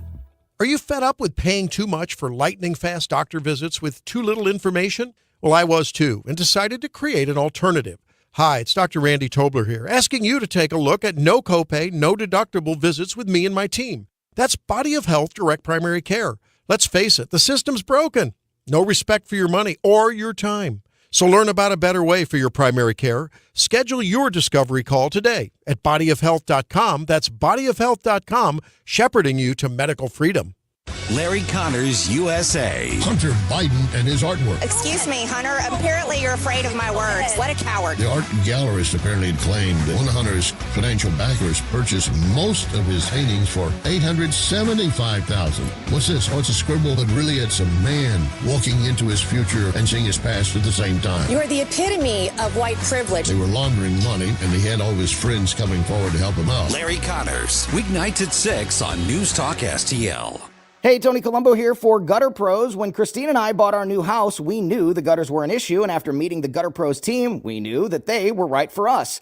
Gutter Pros is your all-in-one gutter service team that offers a variety of affordable solutions, and they even offer free estimates, so there's no cost to you to find out if they are right for your home, just like they were for ours. If you're having a problem with your gutters, contact the Gutter Pros now, because with Gutter Pros, water goes where they tell it to. Call them at 314-656-7195 or visit gutterpros.com. Fox News commentary. The White House is reportedly mulling over the thought of bringing in refugees from Gaza, giving them permanent safe haven here. Just what we need, more people who hate us. I'm Tommy Lahren. More next. Angie's List is now Angie, and we've heard a lot of theories about why. I thought it was an eco move. Fewer words, less paper. No, it was so you could say it faster. No, it's to be more iconic. Must be a tech thing. But those aren't quite right. It's because now you can compare upfront prices, book a service instantly, and even get your project handled from start to finish. Sounds easy. It is, and it makes us so much more than just a list. Get started at Angie.com. That's ANGI, or download the app today. According to a report from CBS News, the White House is considering bringing in refugees from Gaza, giving them a permanent safe haven here in the U.S. CBS indicates that senior officials from several federal agencies have discussed the benefits and practicality of resettling Palestinians who have family members already in America. Oh goody. Look at our college campuses. That's just what we need. More people who hate us imported right into our country. If the refugee admissions program is enacted, those Palestinians who qualify would not only get a pass into the USA, but also permanent residency, resettlement benefits like housing assistance, and, you guessed it, a pathway to American citizenship. So again, this all comes back to future Democrat voters. I'm Tommy Lahren, and you can watch my show, Tommy Lahren is Fearless, at Outkick.com.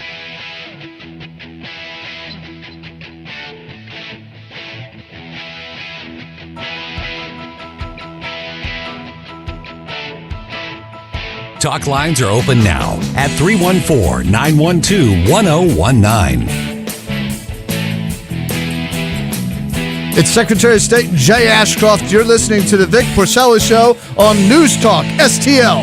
Happy birthday! All right, good morning. 1019 and 94.1 News Talk STL. I'm Vic Porcelli. That is the great Ken Williams. I don't think I've mentioned the great Ken Williams today about what he does here, which sounds so Thanks, great. Vic. Okay.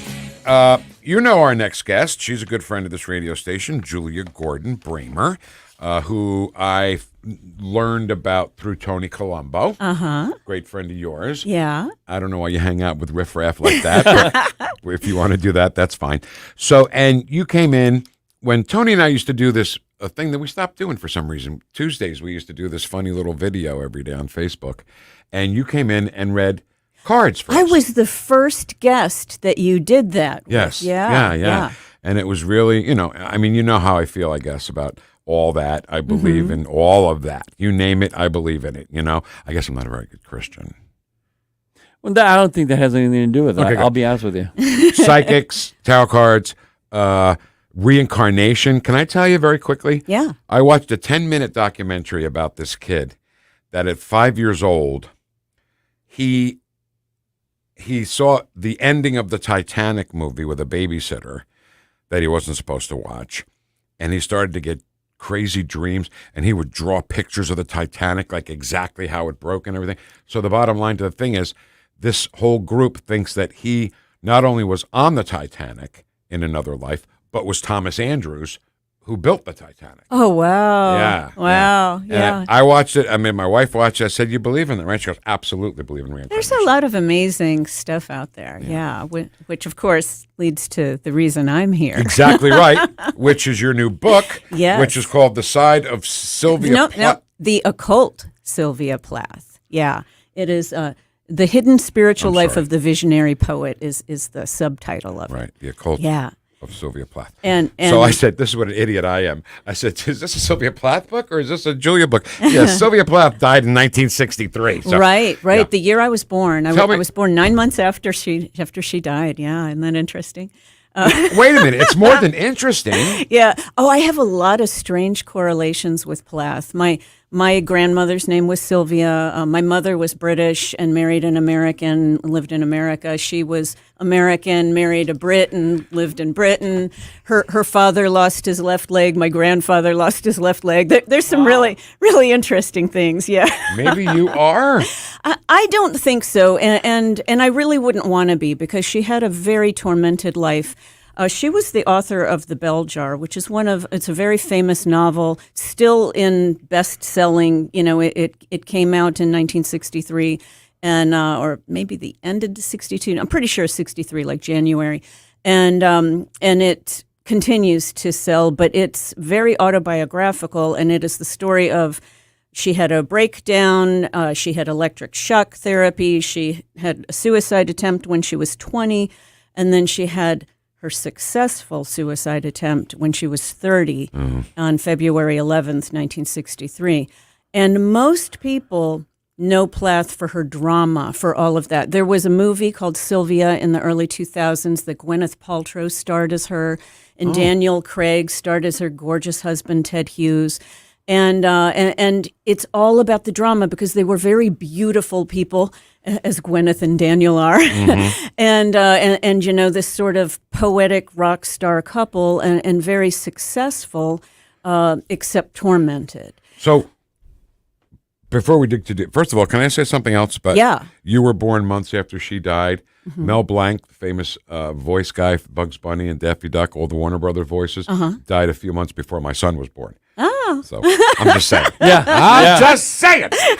So bring in the occult, though, about Sylvia Plath. So when I was in graduate school getting my MFA in poetry and fiction, because I am also, like Plath, I write poetry and fiction, and not as well as Plath did. I got to tag that on. But I noticed, as a tarot card reader, which of course you and Ken know that I am, I noticed a lot of tarot symbolism in Plath's poetry. And I went to my professor and I said, what's the deal? I don't see anybody saying anything about this. It was screamingly obvious to me. And he said, I don't know what you're talking about. Oh. And what was supposed to be then my semester end project, which he wanted me to just write a paper on this, it became my life's work. And so I'll tell you something, Vic, something that you don't remember, I know, is that when I put out my first book on Plath, which was 2014, it was called Fixed Stars Govern a Life, Decoding Sylvia Plath. I came on your show with Trish Gazelle. Wow. Yeah. Back in whenever. thought this was filming and it's not. Oh, and I talked a little bit about how I had reinterpreted Plath's work based on the tarot. And so my first book is about that. But this book, The Occult Sylvia Plath, this was supposed to be the introduction to that first book, but it took on a life of its own. It became an enormous undertaking.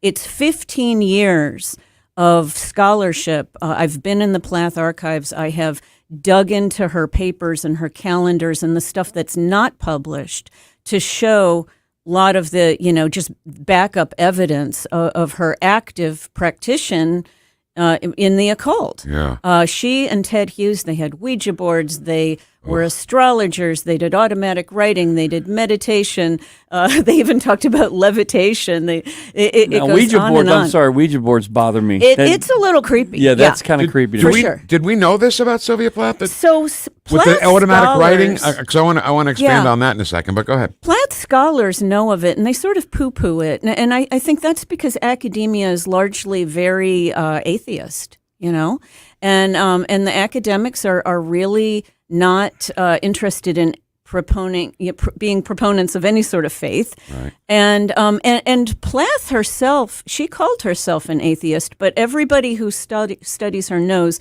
she was the most spiritual atheist ever.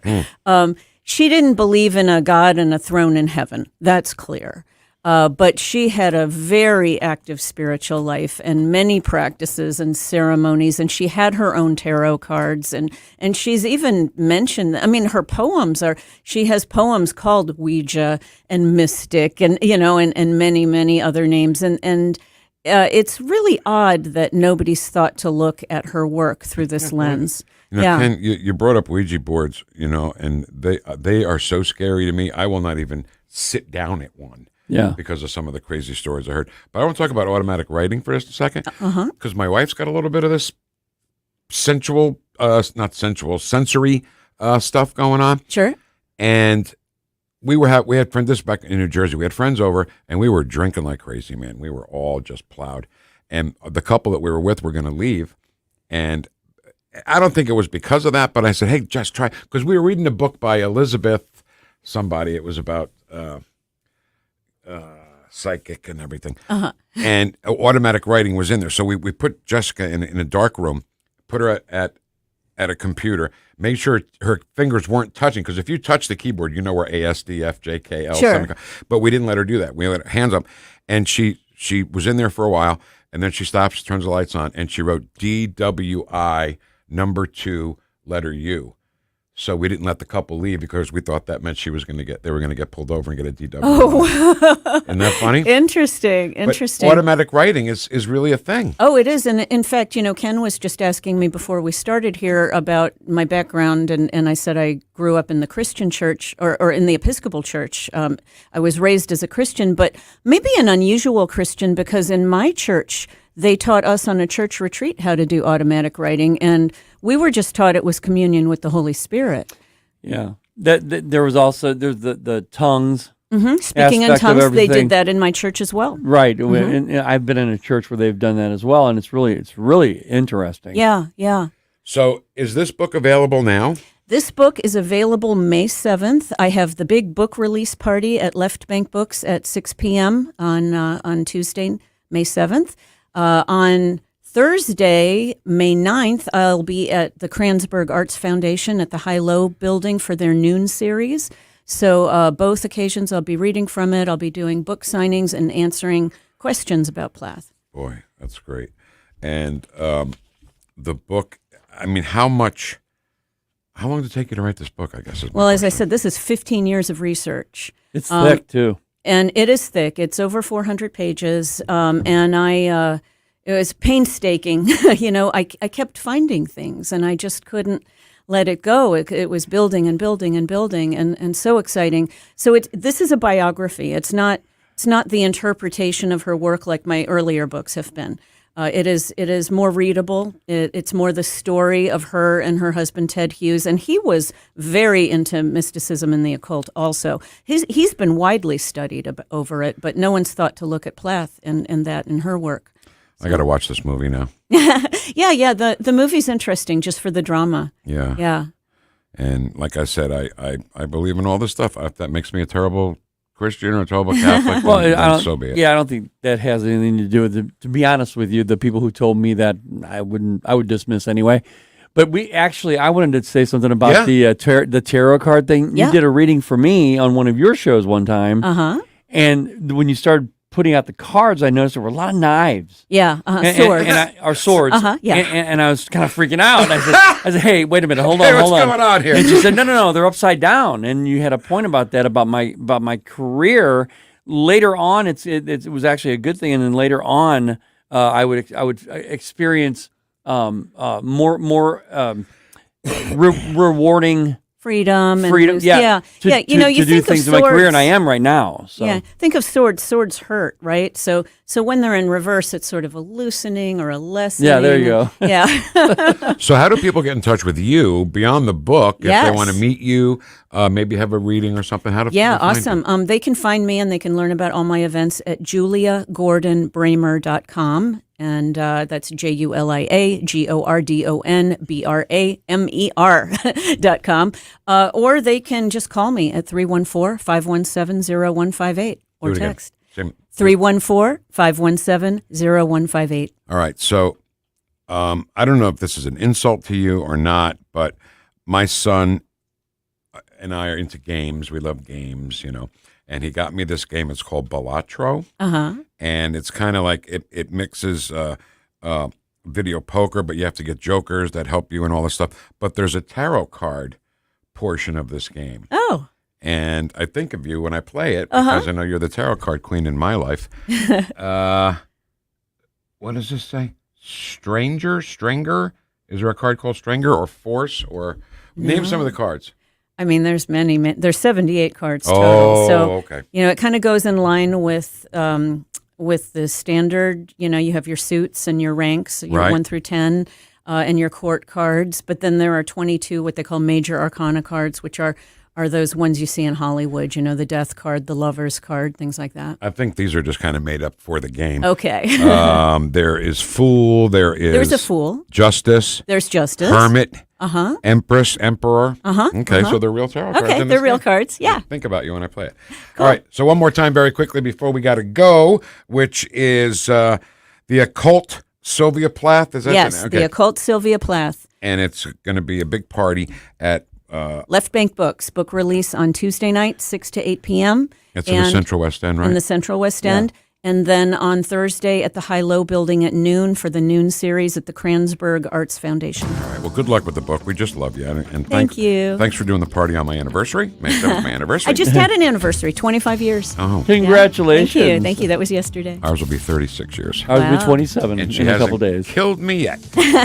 Hey, listen, thanks for having the record player on at night to listen to us this morning. Make sure you have the record player on at night. Julia, thanks for coming in. Thank you. Dan Bongino's coming in next on 101.9 and 94.1 News Talk STL, #1 for live and local conservative talk. Whoosh. Hey, it's for Columbo having for me on. Capriati's Sandwich Shop. Capriati's is famous for setting themselves apart due to their dedication to superior quality and ingredients like slow-roasted, hand-pulled whole turkey and American Wagyu straight from Snake River Farms. That dedication to superior quality is evident from the very first bite into a Capriati sandwich. Visit Capriati's Sandwich Shop 7 days a week at the corner of Manchester and McKnight in Rock Hill and get more info, including how to impress at your next event with their great catering at Capriati's.com. St. Louis is proud to be a baseball town and more recently a soccer town. On Friday, May 3rd, the Birds on the Bat host the Chicago White Sox. And that night, 25,000 fans 16 and older will take home a Cardinals soccer jersey presented by Purina. That's Friday, May 3rd, the Cardinals, the White Sox, and the exclusive soccer jersey giveaway. For tickets or more info, visit cardinals.com/promotion. This is Giovanni Gallegos. Get your tickets at cardinals.com. calling all bobblehead collectors and animal lovers. This is one you won't want to miss. Join us at the ballpark on Saturday, May 4th, when the Cardinals host the Chicago White Sox and the 19th annual Purina Pooches in the ballpark. That day, 25,000 fans ages 16 and older will receive a bobblehead of Adam Wainwright with his lovable retirement gift, his new pup Louie, courtesy of Purina. For full details, visit cardinals.com/promotions. This is Adam Wainwright, St. Louis Cardinals for the Lou. Sundays at 5 on News Talk STL. All your hard-earned tax dollars and mine are going to fund illegal aliens who come across the border penniless, jobless, skillless, and they're given a cell phone, an identity, and a cash stipend every month. Mark McCloskey on fire. That beats your Social Security income if you should have the good nature to work your ass off your whole life and retire. Mark McCloskey on fire. Sundays at 5 on News Talk STL. Brought to you in part by Modern Weapon Systems in Fenton. KLGY HD3 Clayton, K270BW Bellefonte, KNBS Bowling Green. This is News Talk STL at 1019, 94.1, and always streaming at newstalkstl.com. Breaking news this hour from townhall.com. I'm John Scott. Former President Donald Trump back in a New York courtroom. In remarks before heading into the courtroom, Mr. Trump says he blames liberals for the protest at the college campuses. These are radical left lunatics, and they got to be stopped now because it's going to go on, and it's going to get worse and worse. And, you know, they take over countries, okay? And we're not letting them take over the USA. We're not letting the radical left morons take over this country. Meanwhile, prosecutors in the criminal trial are seeking additional sanctions over his out-of-court comments as testimony is resuming. Hamas says it is considering the latest proposal for a ceasefire with Israel that the United States and other mediators hope will avert an Israeli attack on the Gaza town of Rafah. But chances for the deal are entangled with the question of whether Israel can accept an end to the war without reaching its stated goal of destroying Hamas. Also at townhall.com, the number of Americans applying for unemployment benefits was unchanged last week. The Labor Department reports unemployment claims for the week ending April 27th were 208,000, the same as the previous week. That's the fewest since mid-February. In total, 1.77 million Americans were collecting jobless benefits during the week that ended April 20th. That's also the same as the previous week. Correspondent Jeremy House reporting weekly unemployment claims are considered a proxy for a number of U.S. layoffs in a given week. Stocks drifting higher in the run-up to a couple of influential reports. Friday's monthly update on the U.S. job market will likely pack a big punch. The Dow ahead 193 points, the NASDAQ up 143. More on these stories at townhall.com. Donald Trump's indictment proves that saving America is not going to be easy. There are entrenched powers that are fighting this with everything they've got. They want to keep control over the country, the narrative, and the nation's money supply. Hi, I'm Lance Wallnau. I'm a news analyst, a Christian author, an evangelical leader. I speak to millions of people every week, people just like you. You see, what the elites are doing is using inflation and government handouts and now central bank digital currencies to determine how they're going to control America. And that's why I recommend all Christians start a gold IRA from the Birch Gold Group. Because physical precious metals are one of the few ways you can maintain control over your own savings. To get a free info kit on gold IRAs, text the word faith to 989898. Birch Gold Group is the only gold company I trust. Get their free info kit and you'll see why a gold IRA can help you. There are no strings attached. Text the word faith to 989898 and you're going to be blessed by taking action right now. From the Michaels Flooring Outlet Weather Center.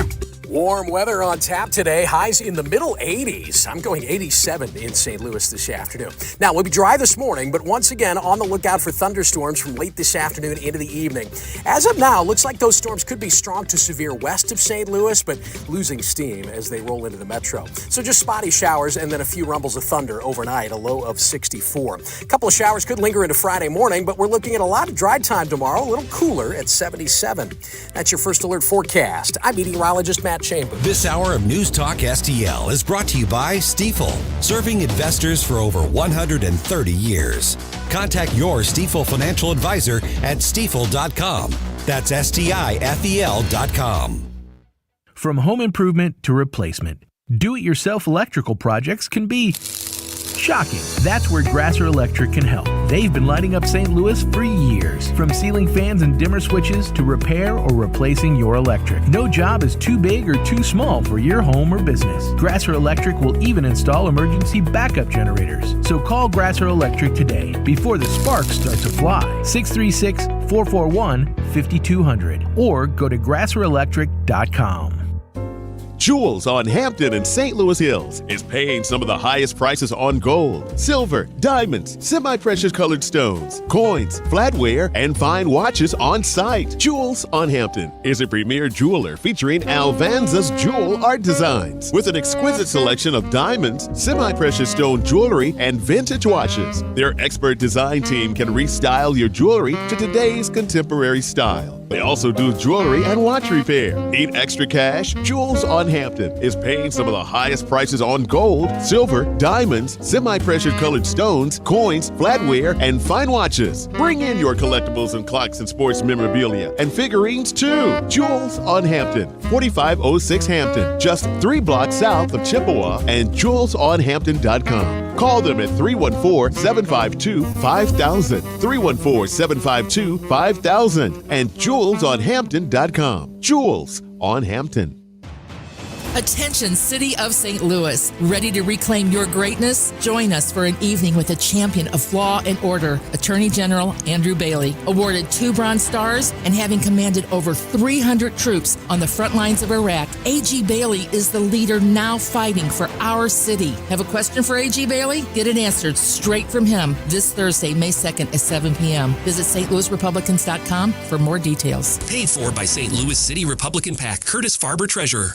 The news and talk I condemn the anti-Semitic protest that matters to St. Louis. What he needs to be doing is being the commander-in-chief. This is 101.9 and 94.1. We're dealing with an international issue here. News Talk STL. News, analysis, opinion. News Talk STL.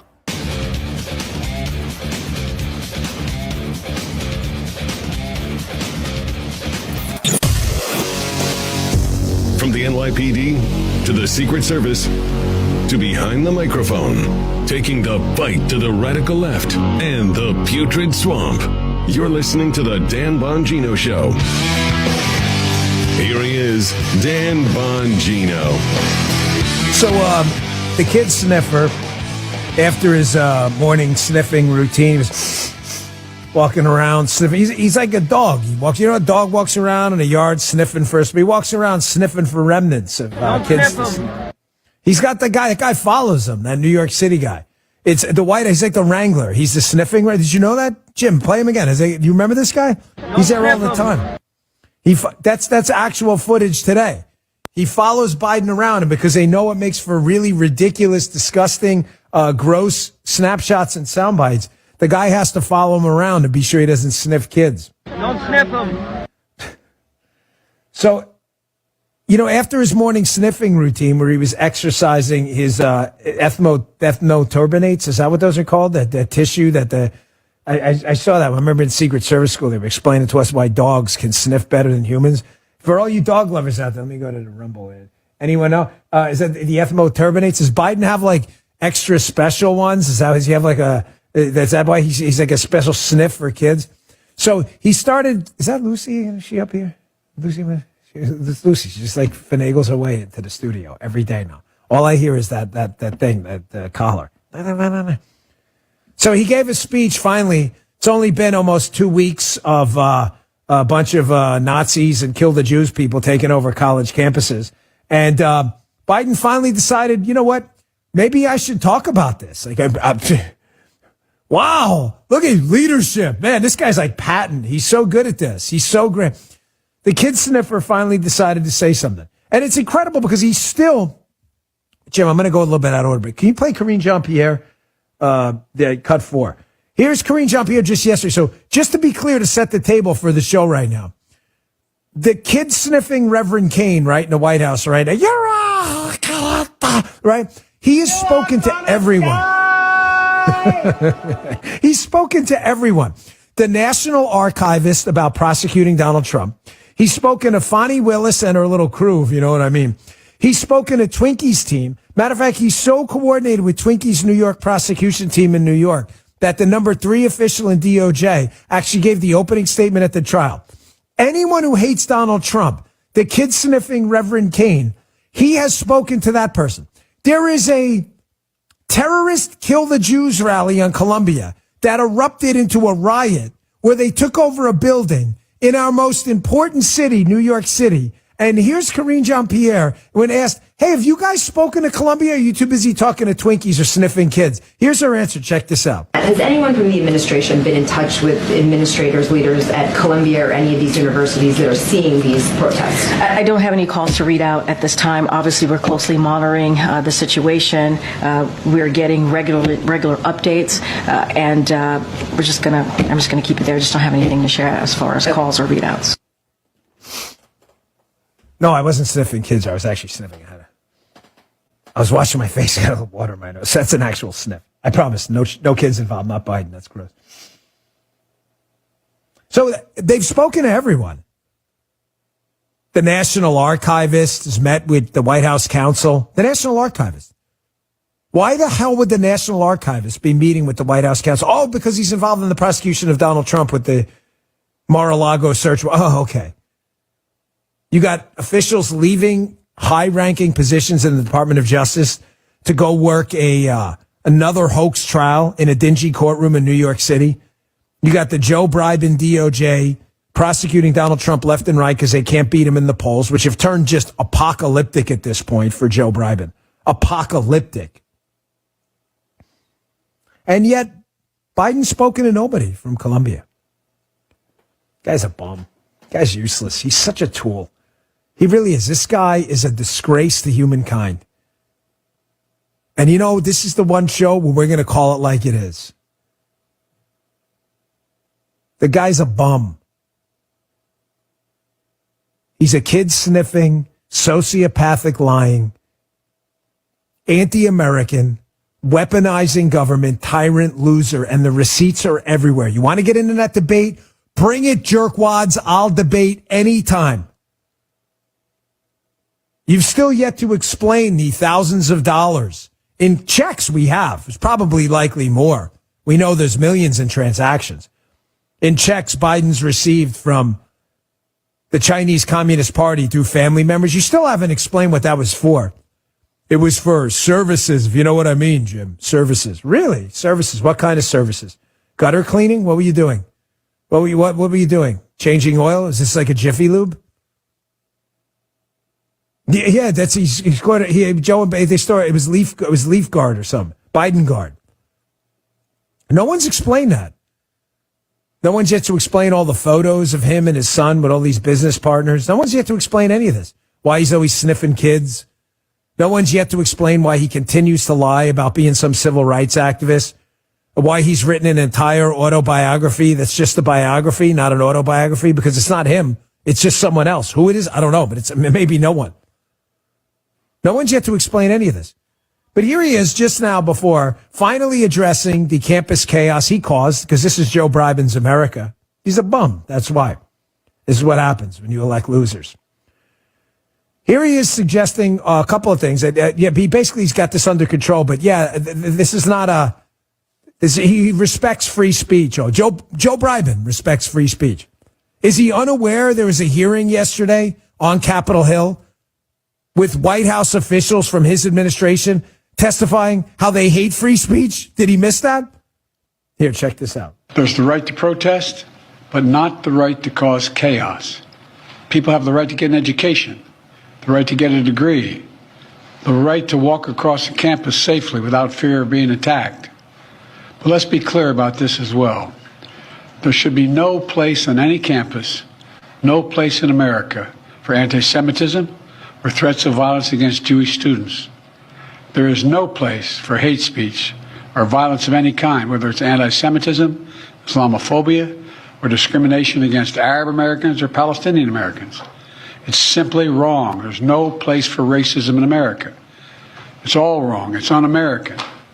I understand people have strong feelings and deep convictions.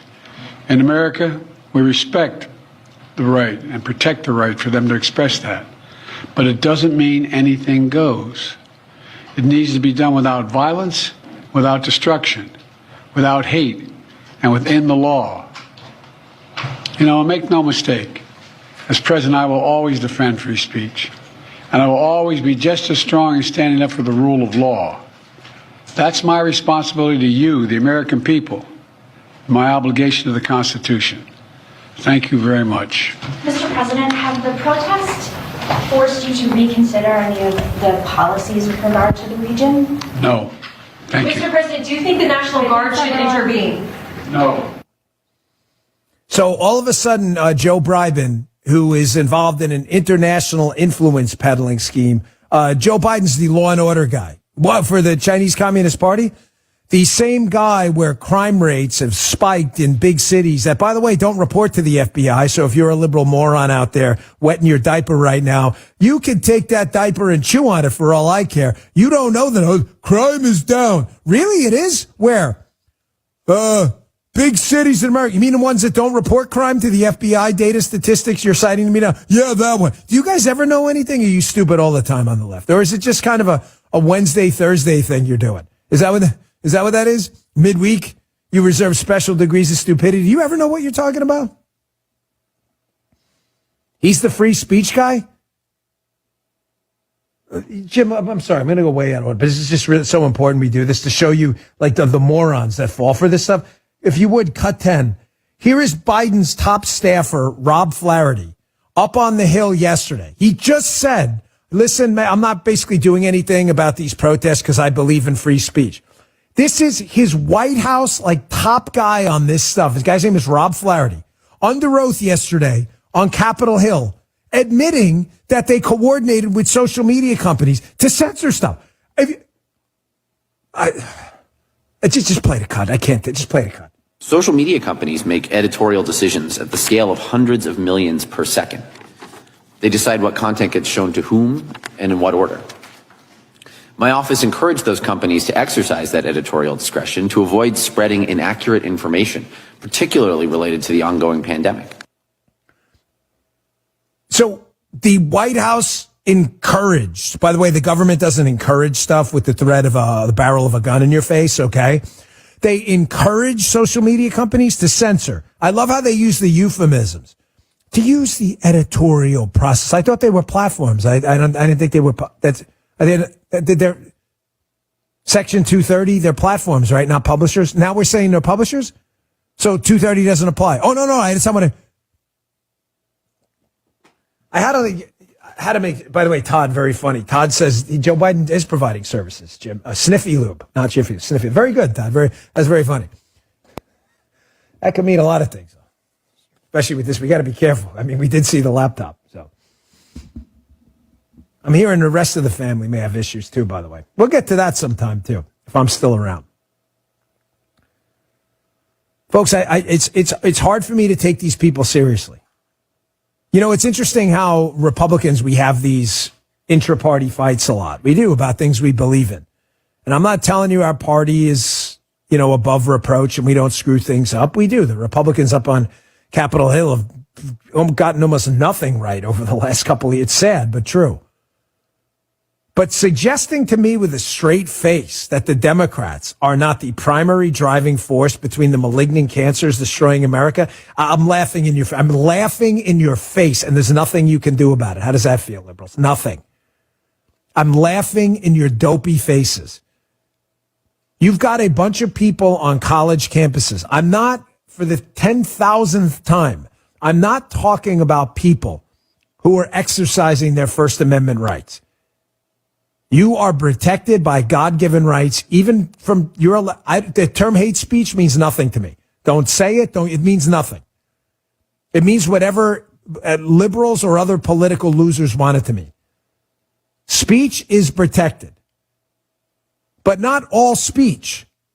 I don't have to do a rudimentary Charlie Brown encyclopedia class. You all get it. I can't call you on the phone and go, Producer Jim, I'm coming over to kill you. I spoke. I'm not allowed to do that.